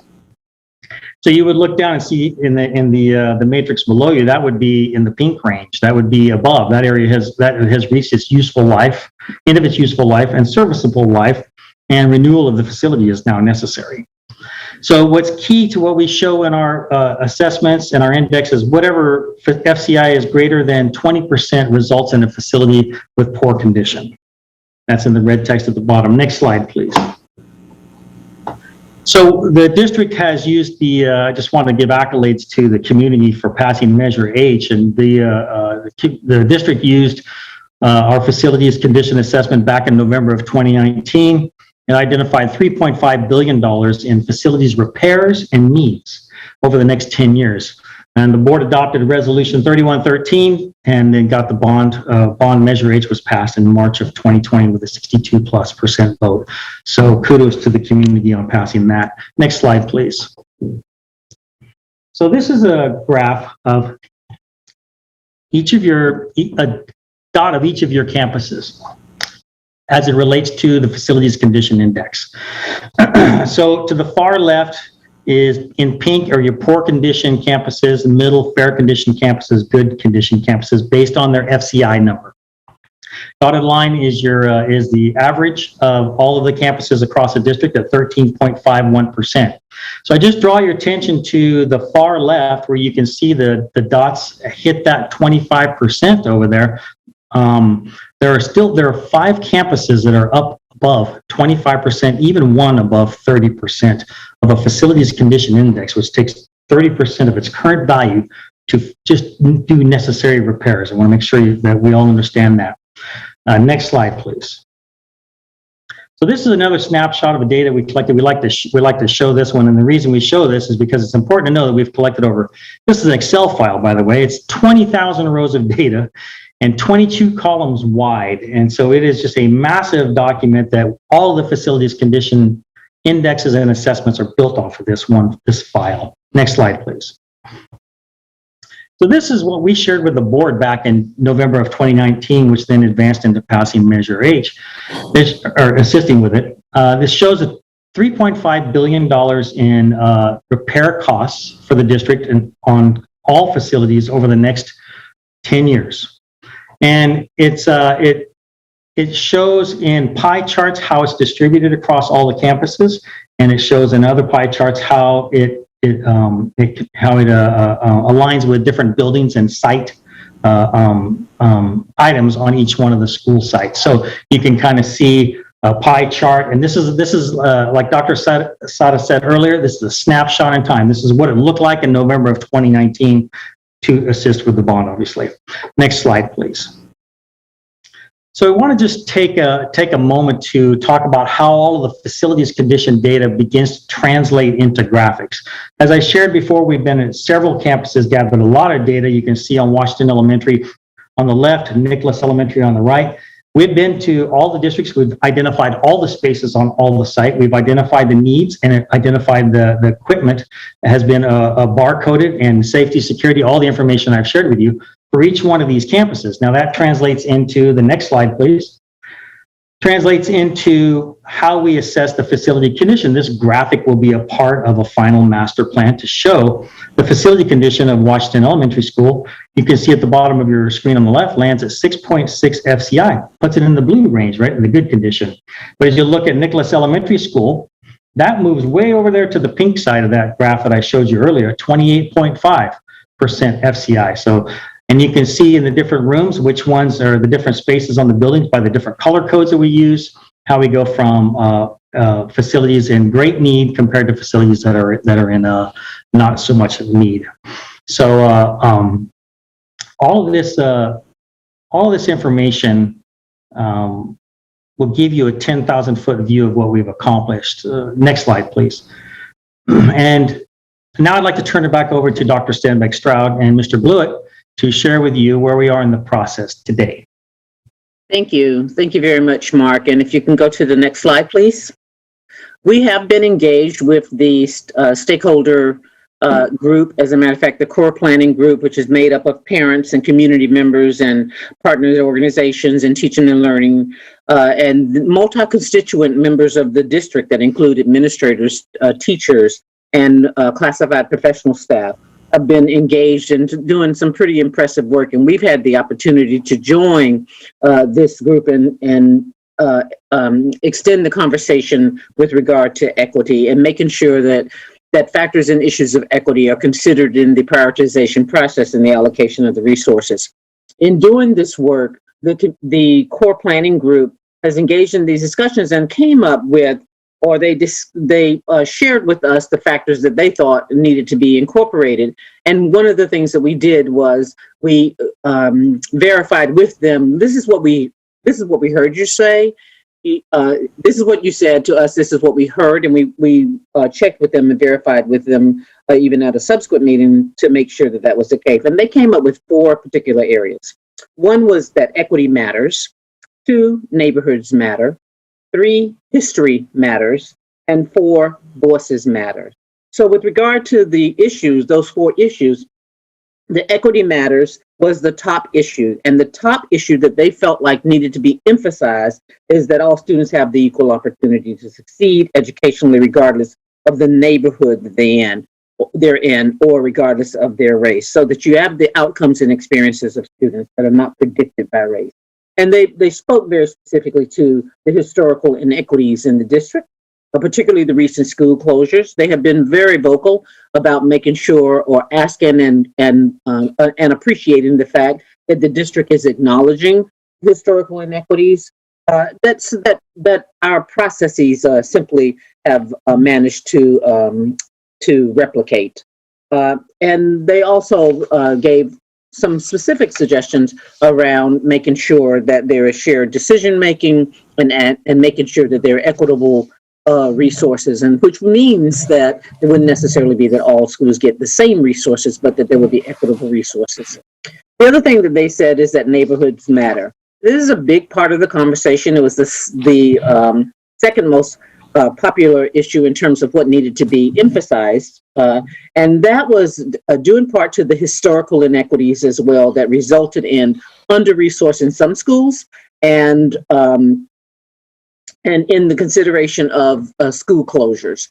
Now, the interesting thing about this is that there is a very high interest in making sure that they're addressing the impact of the way in which open enrollment causes problems. It causes the reallocation and the shifting of allocation of resources from under-resourced institutional, under-resourced schools to schools that may be in higher or more affluent areas. And the actual structure itself, in and of itself, replicates that inequity as well. So they want to make sure that the factors that are in place mitigate that structure of inequity that exists. So that we anticipate that there'll be a lot of discussion on that as well, and we expect to be able to dedicate more time to that at the next meeting. They also said that history matters, and that history is that they said to pay attention to the fact that there is a historical inequity in the Sacramento City School District, including the history of redlining in non-white neighborhoods, and that led to inadequate and inequitable distribution of resources within the district, and race has been a major factor. So we have been unapologetic in terms of having the discussions as it relates to race. Community members and parents or people that are participating in the core group, and some of them hold those, dual positions, have been quite vocal about that, but they also have acknowledged the fact that the district is paying attention to, or has at least openly acknowledged, the historical issues. And then finally, one of the things I will say is that they addressed the issue of that voices matter, and they indicated that they were that this needed to be informed by these multiple voices and move some of the voices that have been in the margins to the center. And the reality is that we have processes that are designed to get those voices, but even they brought up, for an example, at the previous meeting, there were a lot of people on the core planning group, but there probably were about 12 to 14 members that were not a part of the district, or not a part of the consulting team, or not a part of the architectural team. So they are really interested in making sure that we do everything that we can in order to enhance those voices. And we actually have some ideas and some strategies in mind to be able to do that. A few other things came up, and then I'll close it with this and move to the next slide, is that there were some discussions about making sure that we have the conversations about how students with disabilities are affected, and pay attention to the accessibility in all of the schools, and pay attention particularly to the availability of special day classes because they're only offered in some sites. And with that, the other issues also did come up. But with that, I'd like to move to ask Diane White to talk a little bit about, so how do we pull all of this together, and what is the North Star? What is the guiding star in this? And she's going to talk about the LCAP. Thank you. So first, the core value and guiding principle statements, which appear in the draft LCAP document, provide the foundation for that key plan, and also for critical plan integration. The core value statement focuses on interrupting inequities that exist to level the playing field and provide opportunities for everyone to learn, grow, and reach their greatness. And the guiding principle states, SCUSD's commitment to equity-driven decision-making and resource allocation will be critical as a district strives to improve outcomes for all students and close the significant performance gaps between students. So the LCAP is your North Star for planning, meaning that the LCAP is the primary navigational marker that will guide the district toward its purposeful destination, which will be achieved through the implementation of the LCAP's goals. In short, the LCAP has been grounded in equity-centered data, and that data has been used to develop its goals. And together, the LCAP's goals and the LCAP data and resulting goals are going to be used to inform the facilities master plan, the prioritization of district resources in ways that will level the playing field and close opportunity gaps that exist between different student groups. Next slide, please.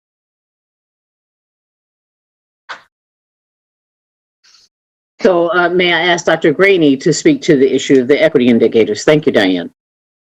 Thank you. The district's core planning group for the facilities master plan has been discerning the best approach to ensure that equity is prioritized in selecting future projects. Current thinking is to develop 3 indicators to inform decisions. Regarding students, the core planning group believes students with the greatest opportunity gaps should be prioritized to accelerate their achievement.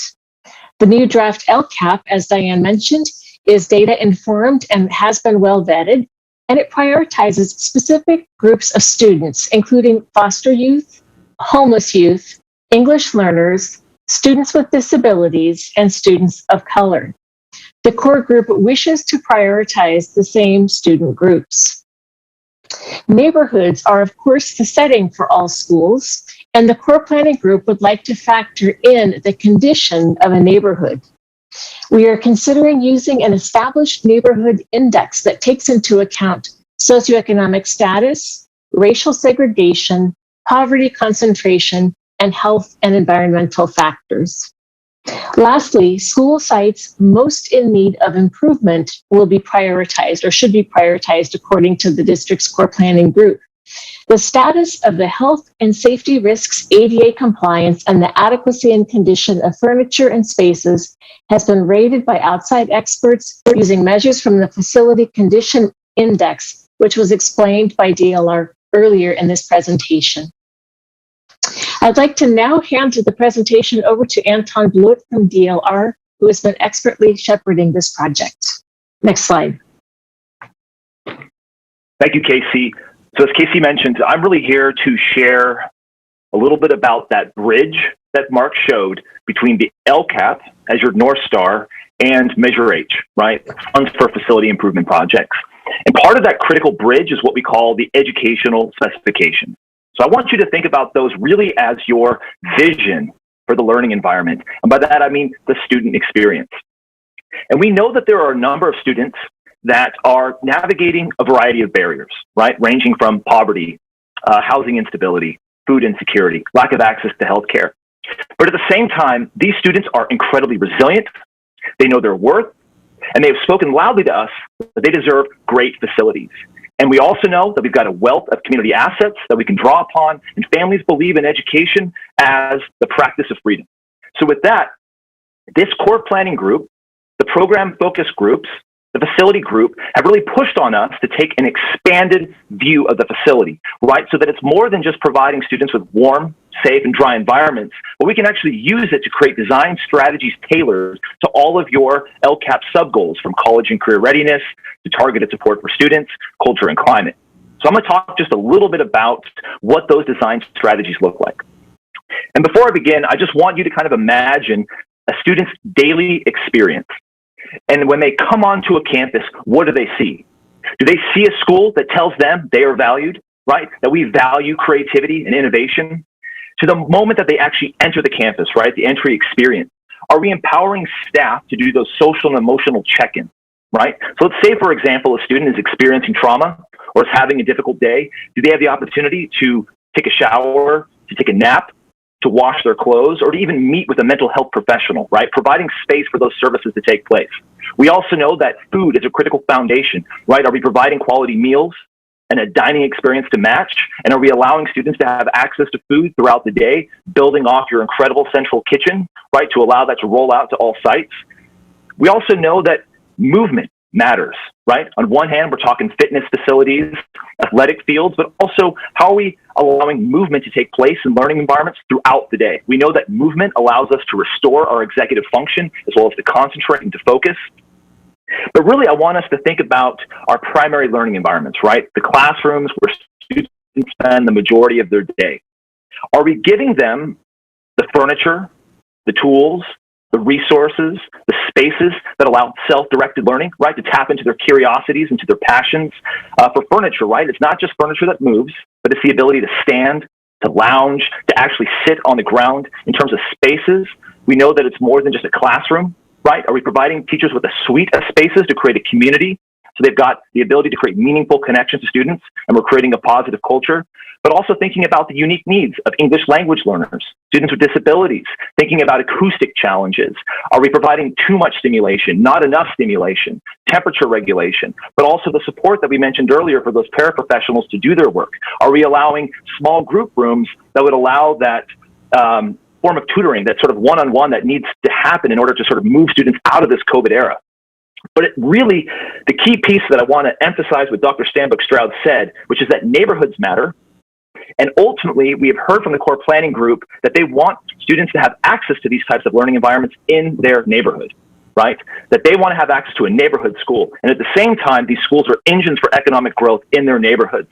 Lastly, I just want to talk about the influence on the caregiver, right? How does the learning environment impact teacher well-being, health, so that we can attract and retain the best educators, giving them the greatest environment to work together? Also support for families, right? Are we providing infrastructure, that social infrastructure, as well as social cohesion throughout an entire community? And I just want to come back to the student for a minute. Are we giving them maximum pathways for careers that don't yet exist, right? This is anywhere from visual arts, performing arts, science, maker spaces, CTE, really pushing that from both the high school level, potentially to the middle school level, and providing those facilities also to elementary students. And bringing that all together, the research shows definitively that those things allow students to be more engaged, to be excited to come to school, their health and well-being, their academic achievement, which all links to college and career and civic success. So with that, I'd like to go to the next page, which is just very quickly going to show we are measuring all of these categories across all of your campuses, right? So we're using a data-based way to measure every one of those things that I just described. And then we can use this data so we're not employing a one-size-fits-all, right? We can have context-specific strategies for the unique neighborhood needs and student needs at each one of your campuses, and ultimately to give as many students access to great neighborhood schools as possible. So with that, I'll go to the next slide.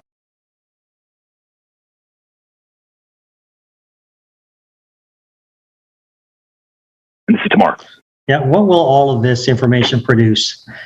A data-driven interactive website where the district and its community stakeholders can access transparent information regarding its facility assessments, the educational vision for its facilities, as Anton just shared, and a supporting district-wide master plan. So as you see before you, we have an anticipated completion date of late July of this year. And we will come back to you with for a review and approval, update, review and approval in August of 2021 as well. Could you go to the next slide, please? And we'll leave it open for board discussion. Thank you. I believe we have 5 live public comments on this item. Yes, first public comment is Mo Kashmiri.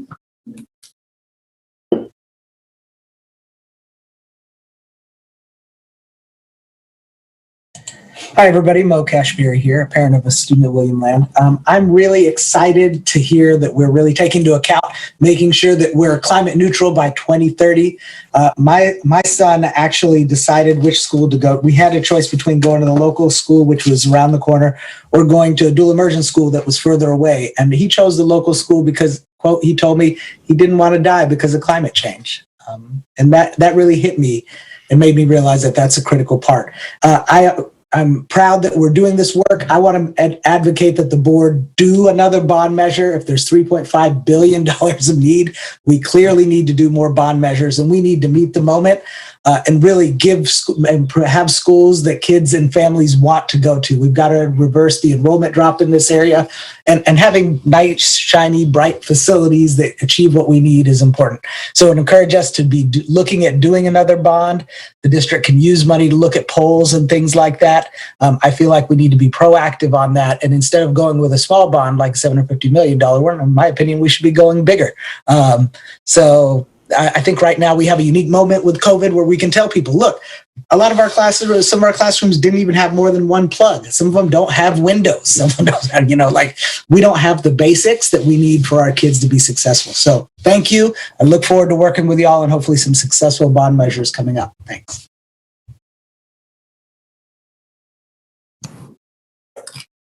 Terrence Gladney.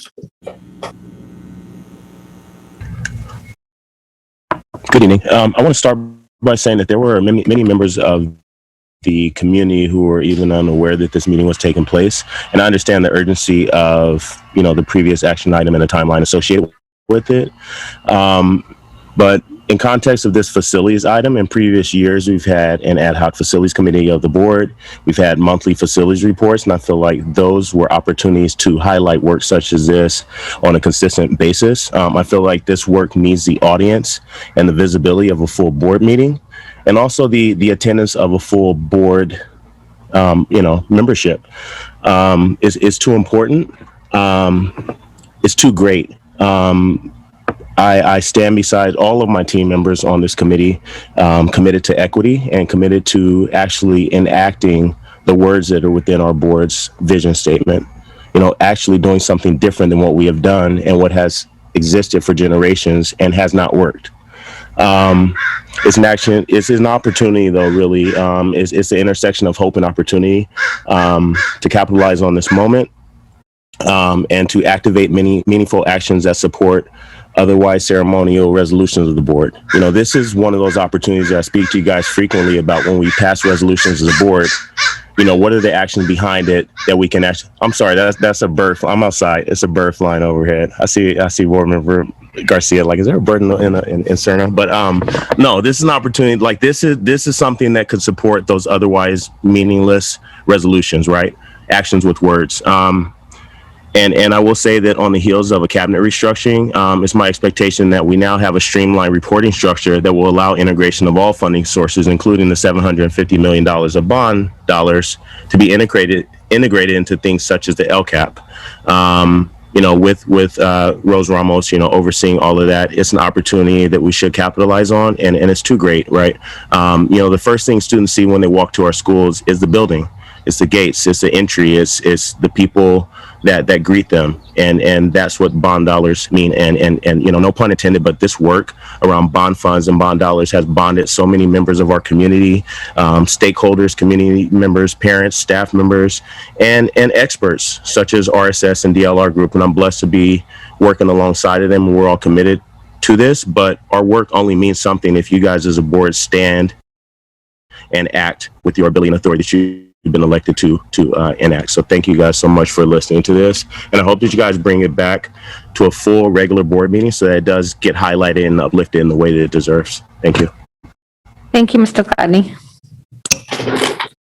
Sarah Kingsley and Renee Webster Hawkins will be giving their time to our last public comment from Angie Sutherland. Hello, everyone. I just want to say thank you to the team for presenting this very detailed report.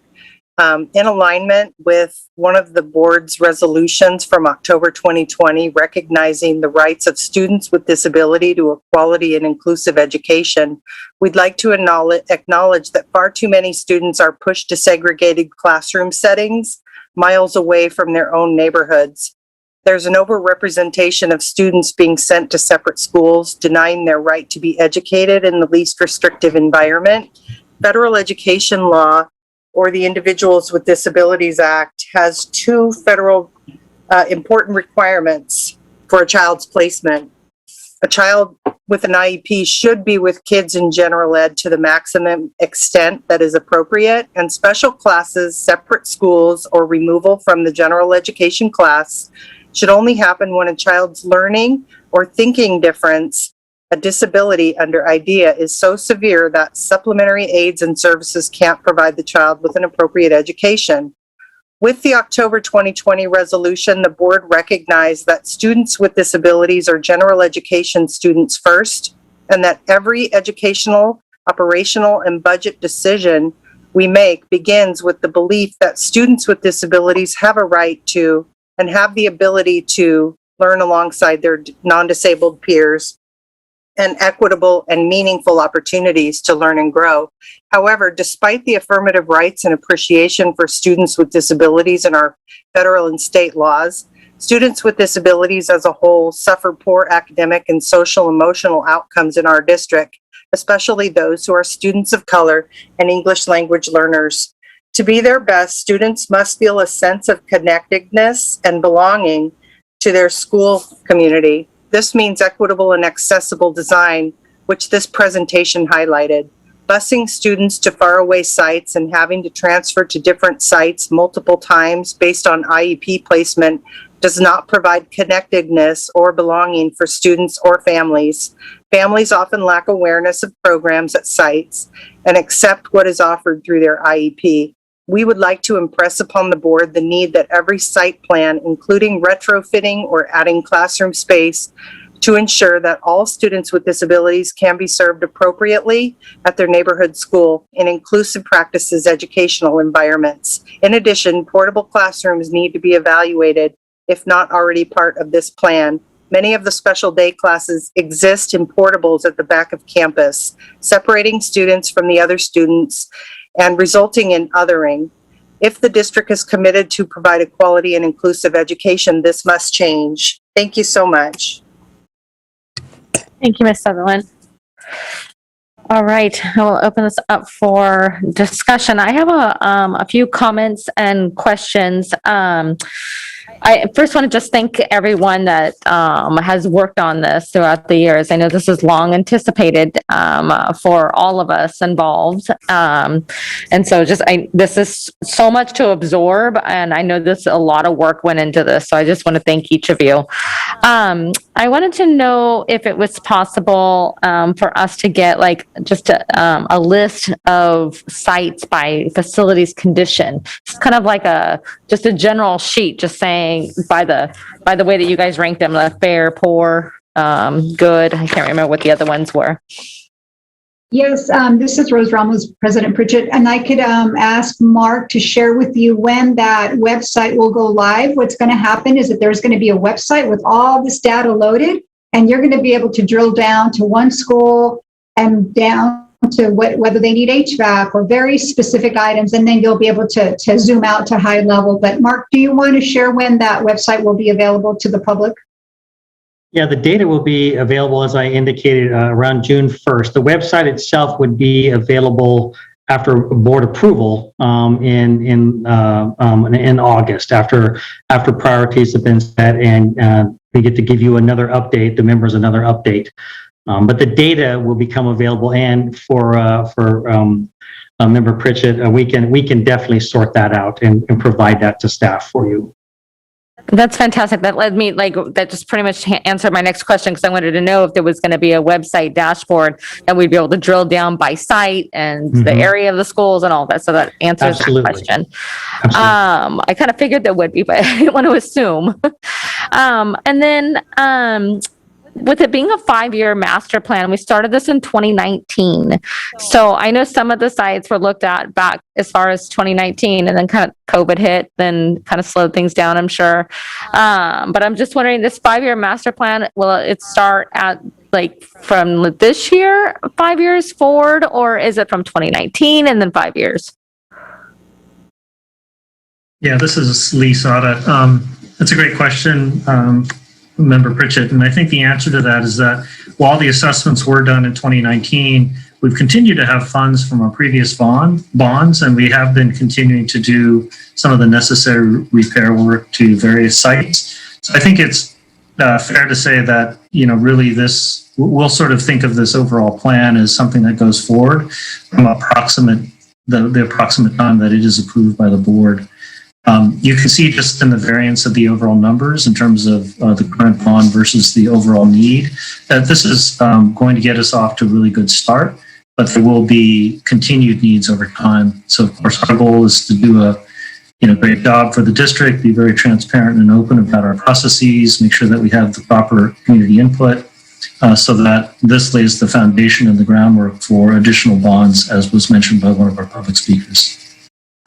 And then we're able to keep it updated from there on out of things that come up in nature from our school sites. Is that correct, Lee? Yes, we have a regular database that our facilities team, receives requests from the sites, and of course, our team is on the sites doing their own assessments on a regular basis. One of the silver linings from the COVID process, as you all know, is that we were able to assess our mechanical systems in fairly great detail and do quite a bit of work to get them tuned up, which is continuing and ongoing. So we have, kind of down to the minute type of information that we do continue to receive from our sites. It is not uncommon in the world of bond planning to do what we call a 5-year plan, which kind of helps us do priorities for the 5-year period. But, these plans are fluid and do need to change over time. And of course, our job is to keep the board informed so that we can make modifications during that time. And then let's say in approximately 5 years, we may want, or the board may ask us to do another round or an update. And that is not uncommon in the world of bond planning in various districts. I'm sure DLR, because we work with a lot of districts, can probably also attest to that. Perfect. Okay. And then my last question is for Ms. Ramos. Can you just kind of get into a little bit about after the board approves this in August, what's next after that? Yeah, yes, I can, President Pritchett. Yep. From there, we start to, because of course, what's going to come with that is the prioritization of projects.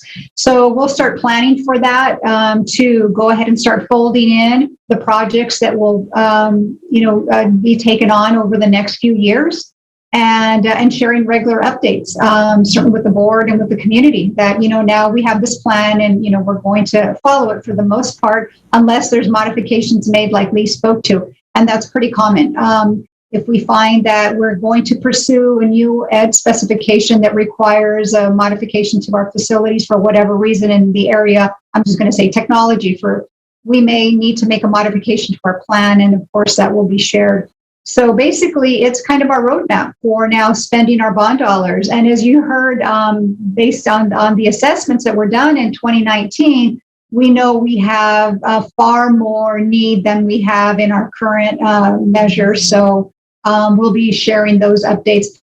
And not to say that, this latest measure is going to be all applied to the assessments. There'll be a balance between those assessments based on immediate needs, right? You want to take care of those things that create, the most harm to your facilities and deteriorate them far faster because you're not addressing them. So you'll have a balance of those along with some of the ed specifications, or what's also referred to as the visioning stuff to support our educational programs. And that'll all be decided, by you, of course, our board, as we share that data with you. But yes, it'll be our blueprint for moving forward.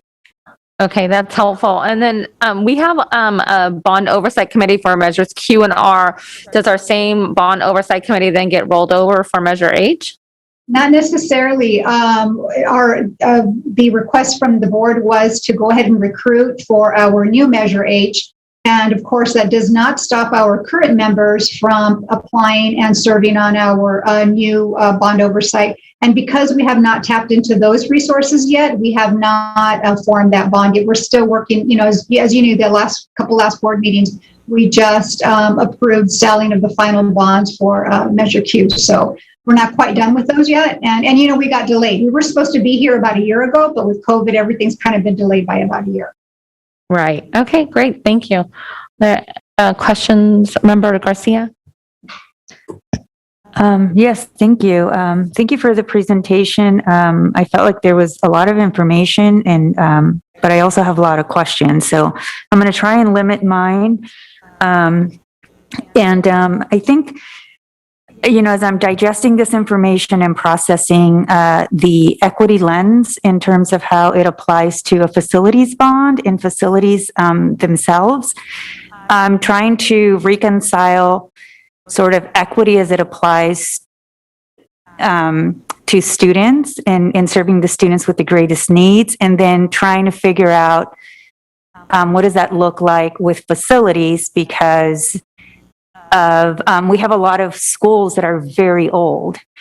And so I'm just trying to figure out how to reconcile equity when I'm thinking of really old facilities that don't necessarily align with sort of how we define equity in terms of serving the students with the greatest needs. So I'm wondering if you can maybe dig down a little bit into the analysis that you did and help me understand that a little bit more.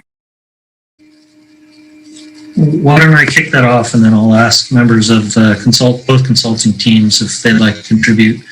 As Rose said earlier, we're looking at a balance of projects where we have certain needs that we have to address due to health and safety concerns and/or accessibility issues that we are going to be prioritizing because we need to. But then the next level of information we'll be looking at will come from two different factors. One is the sort of student success factors, which are based on the 6 petals that Anton kind of talked about. And the second bucket, if you will, is based on this equity index that the team is developing. And I think the answer to your question, which is a very good one, is we don't quite have the balance yet of how much of each of those 2 other factors will weigh into how we distribute the funding. But those are kind of the 3 legs of the chair, so to speak, that we are looking at using. And we're currently talking about with the core planning group is how much influence will each of those 3 legs of the chair have on the decisions of how to prioritize that first set of projects. So I think your question is a very good one and quite appropriate at this point in time. And I think the answer is we're still working on it. And I'm not trying to avoid the question. I'm just trying to share with you, kind of where we are in the process. No, that's very helpful, knowing that it's still sort of fluid. And I guess my other question is trying to figure out what our baseline is in terms of what we'd like to see at every single school site, right? And then where the gap is between what we want to see and what we have, and how to fill that gap. So is this where the petals come in? Are the petals our baseline? Is that what it is? I would say that if in an ideal world, if all of that $3.5 billion were available today, each of the schools would have those petals filled out. But obviously with the $750 million that we have to spend, we won't be able to achieve all of the petals in their full configuration. So the question then is, to your point, how do we come up with that priority list of which schools will receive that first tranche of funding versus, necessary repair work that we need to do. So again, we don't quite yet have the answers, but those are the things that we're talking about. But it is it's fairly easy to envision that certain schools will receive certain amount of fundings to actually fill in some of the petals, particularly in schools where student success is an issue due to lack of space resources. Right. So I'm envisioning equalizing the level, like playing field, as mentioned earlier, but I'm still trying to understand what the baseline is and what our reality is, so that we can fill that. And then my next question is about, we know that transitional kindergarten is going to be something that is going to become a reality in California in the next few years. So I'm wondering if additional analysis needs to be made relative to the need for transitional kindergarten facilities for 4-year-olds. So I don't know if that is part of this whole analysis that will come before us in August for approval. Yeah, that's new information to all of us. As you know, the governor just, signed that into law recently, or, wrote his... Not yet. Yeah. So I think that will require another kind of round of data information. The good news is that because of the assessments that were done, as Anton mentioned, we have a pretty good sense of which school sites have additional capacity. But that doesn't mean that the capacity is necessarily even across the board or where we necessarily need it. So we need to have that next level of information to make those assessments. But we do have a good sense of where we have open classrooms, for example. So those would be places that could be fairly easy from a facilities perspective to open programs, just because, we have underutilized classrooms. Right. And I just want to make sure that those are aligned where the need is, right? So maybe we don't have capacity at some schools, but the need is there. So trying to figure that out. So I appreciate that. And so in terms of just two more questions. So in terms of the funds, I think it would be helpful not only to think about how much of the work can be done with bond dollars, but also outside of the bond dollars. There is proposed set aside funds at the state level for facilities grant for transitional kindergarten to prepare for that. And also, we heard about this earlier in this year, related, I think, to HVACs and whatnot, to apply for additional funds. I think at the time we still don't know what the eligibility criteria is or what the application process is.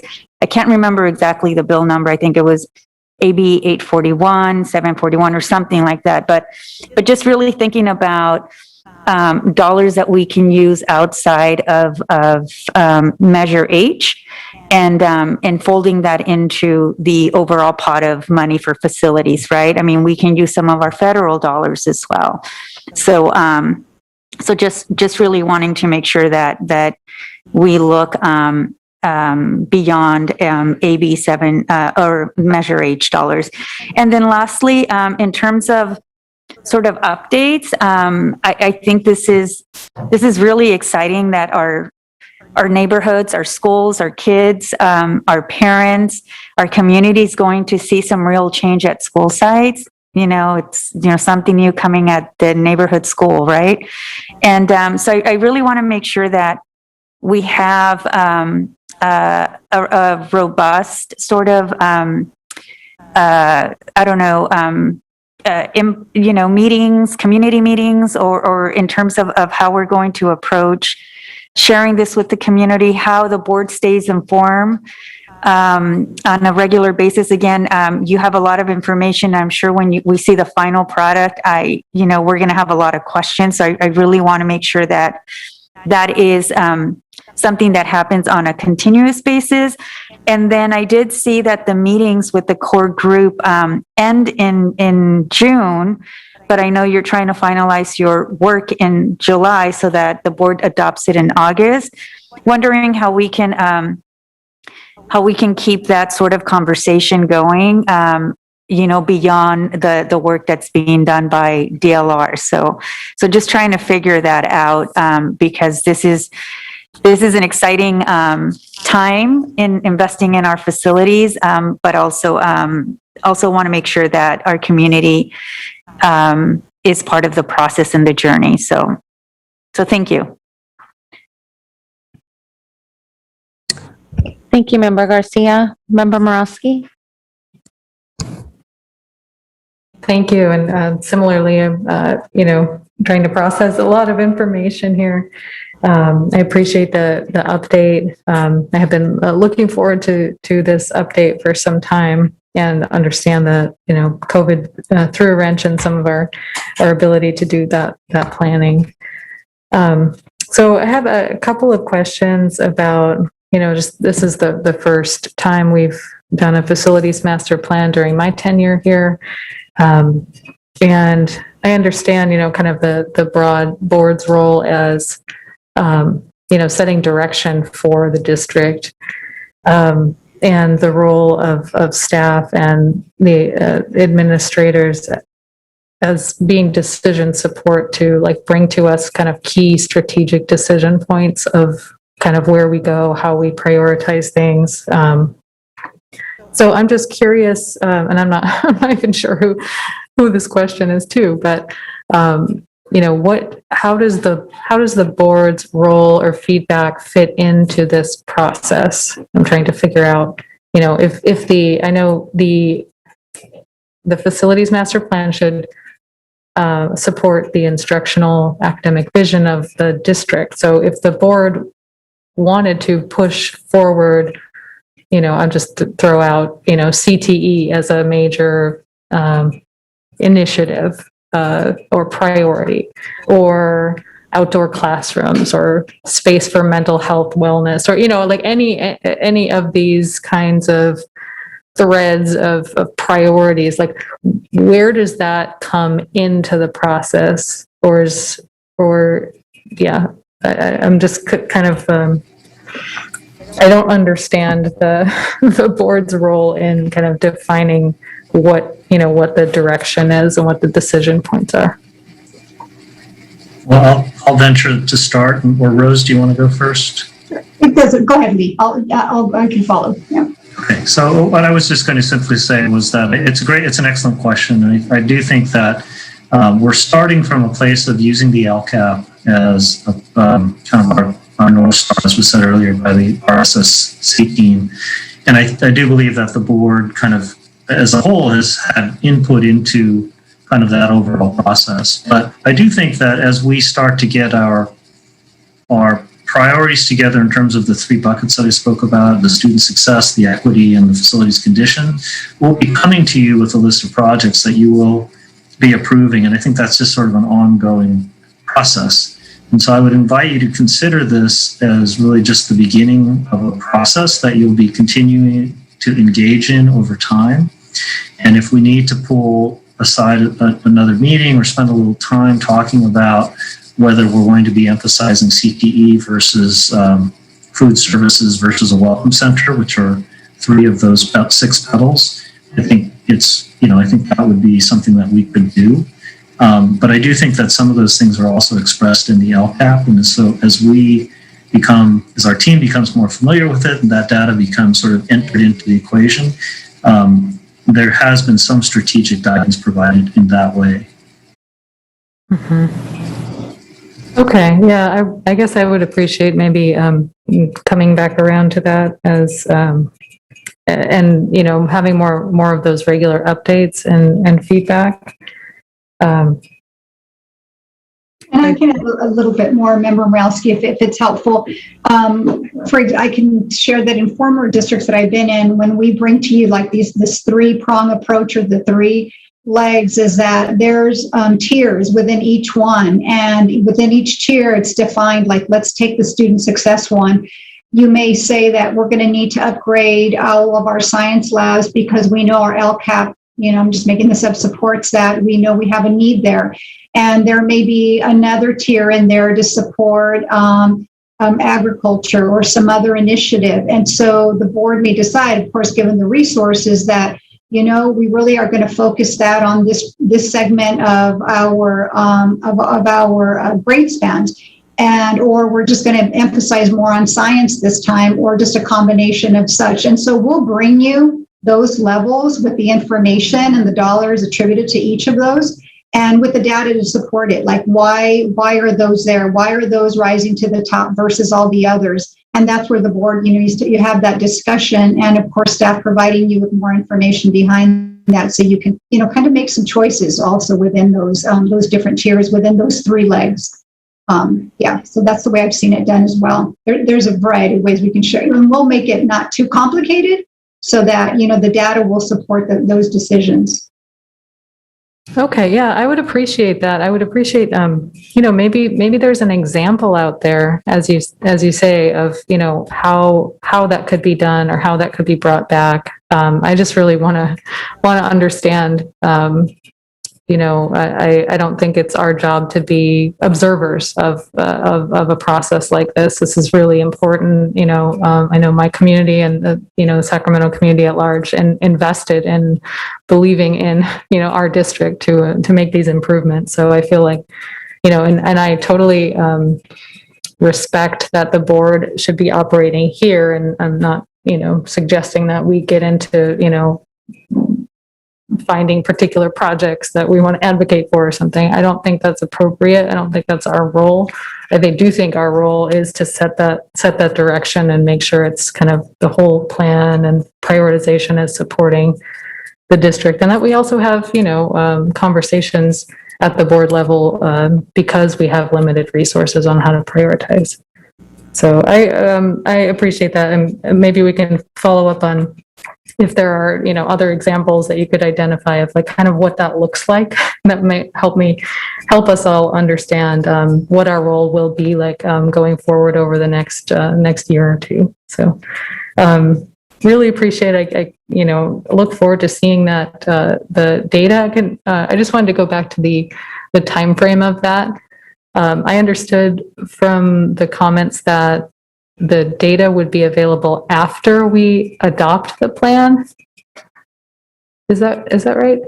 Or the website? Mark, was that? Yeah, I can answer that. Thank you, Rose. No, Member Morosky, the data will be available. The data we've gathered will be available to staff around the 1st, next week, early next week. How it communicates to your community through a interactive website, we will bring back to you first for your review and approval prior to that being released, is what the intention is. But the data will become available very shortly. In fact, the staff already possesses all of the facilities condition assessments and all of the energy audits that we performed on every one of the campuses, amongst other other things like technology, safety, and security. All of those are in the assessment packages that are available, and we can link those into a kind of a draft website, if you will, so that it is accessible to the board and community. Oh, okay, great. Yeah, I'd appreciate that. I'm really, really curious and looking forward to reviewing that, obviously. Can I just ask in terms of what the master plan will entail? Are there recommendations as to, how to strategically approach, or is that something that, the master plan just gives us the data and the conditions and we go forward and do that work?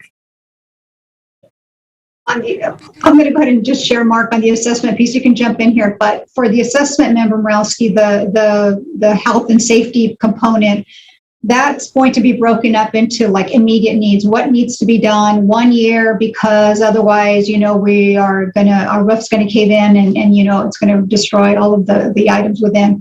And then you'll have a 2 year, 3 year, so we can start to chip away at these projects and plan for future bonds, because as you know, we've already said it like 10 times, I think, we don't have enough to cover the $3.5 billion.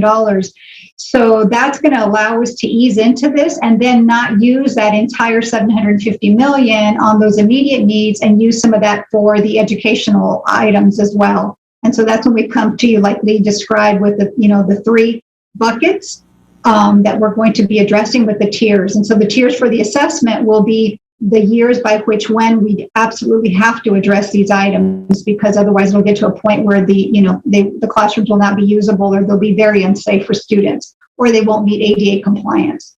And so in terms of severity, what needs for that component. And then the others, it's just going to depend on the educational goals and the data to support those.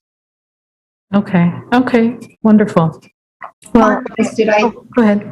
Sorry about that. That's great. Thank you so much, Ms. Ramos.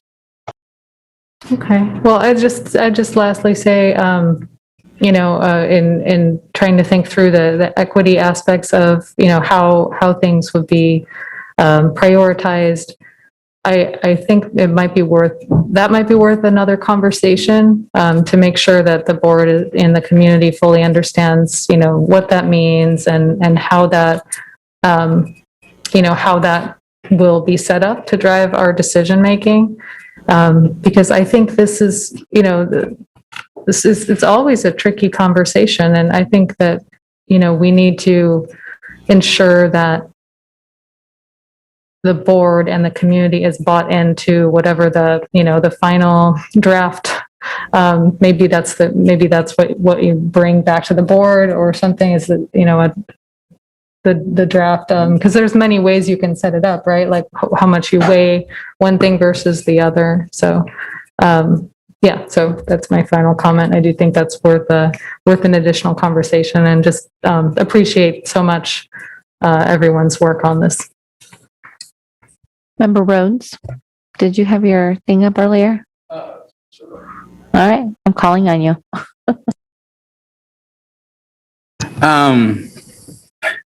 First off, once again, thank you to my colleagues for their analysis and questions. I think they're pinpointed and important to hear. I guess how I start off would say, Anton, you're preaching, my brother. You're preaching up there, and I appreciate it. We talk about schools and neighborhood schools. I think, like I always say, strong schools build strong neighborhoods and communities, and vice versa, right? And the conditions of our school sites are an equity issue. They hold historical and racial context and inequities that are kind of built into our system. And so us tackling these things does align with our equity statement, and it's very important.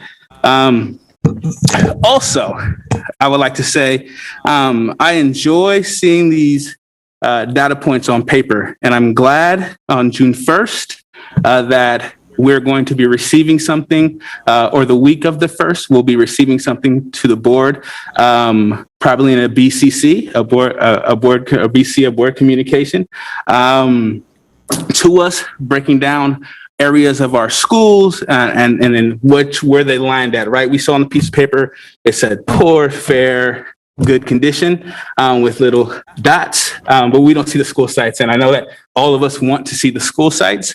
But me personally, I don't just want to see the dots or the numbers on paper. I would request that Superintendent, yourself, Nathaniel, and I go out and actually see some of the sites, especially in Area 5. Specifically for me speaking, I would make that request that we physically go and see it. I think during my tenure here, 6 months now? Has it been 6 months? There you go, 6 months. I haven't done a facilities walkthrough necessarily in my area.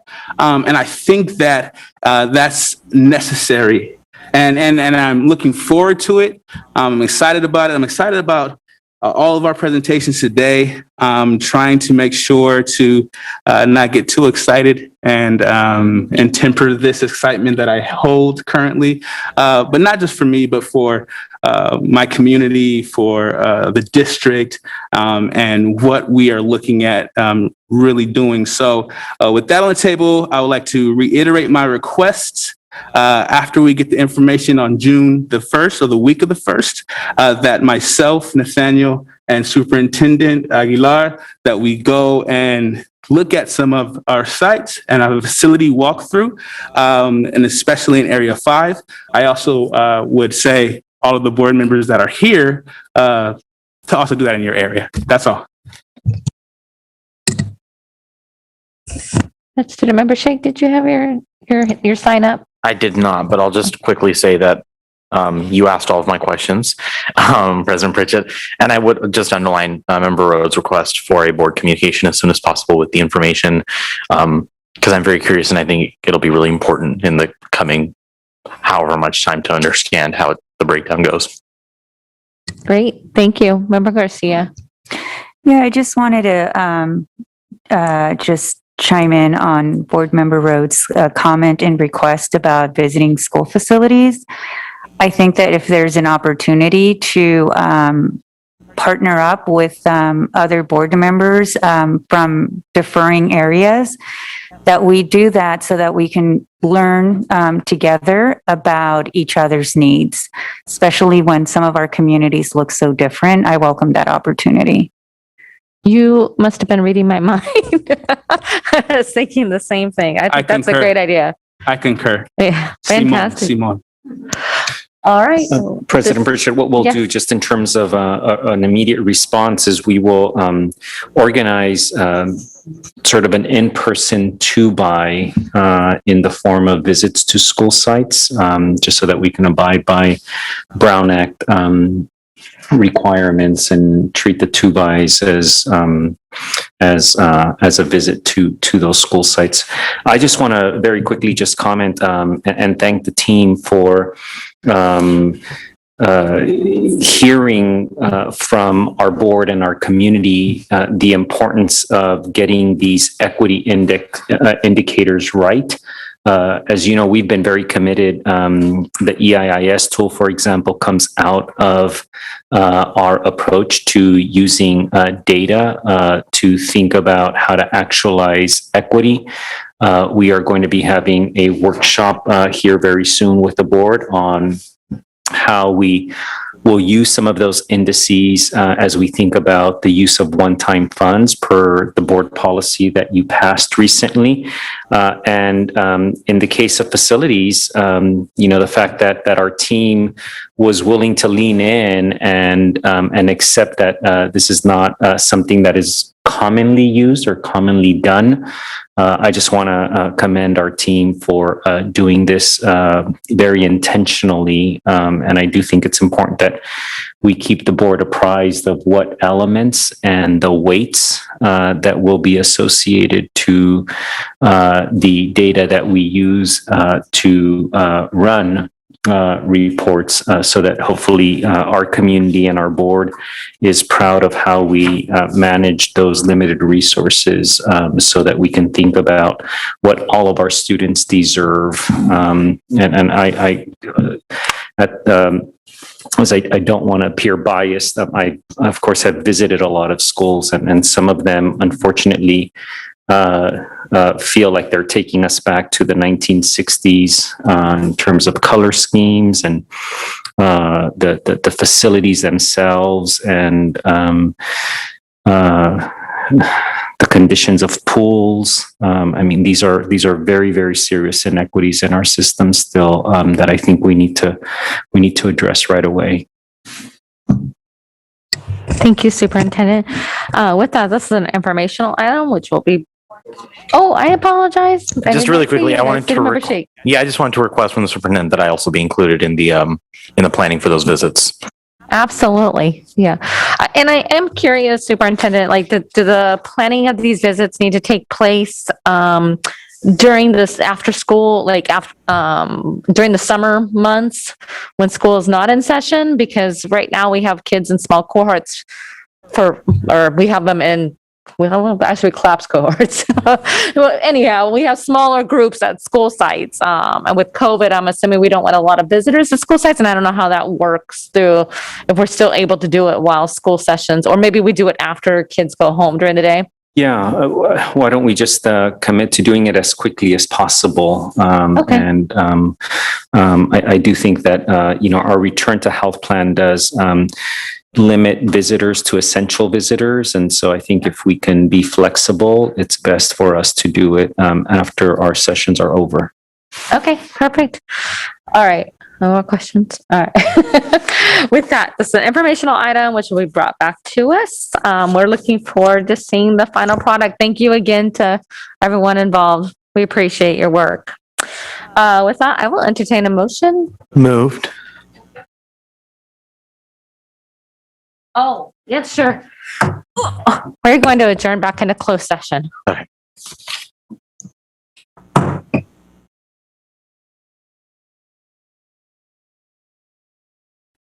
Okay. All right. We are back from closed session. Do we have any announcements from closed session? No announcements. All right. With that, I will entertain a motion. Moved. Can I get a second? All right. Student preferential vote. Aye. All in favor, say aye. Aye. Thank you. Good night.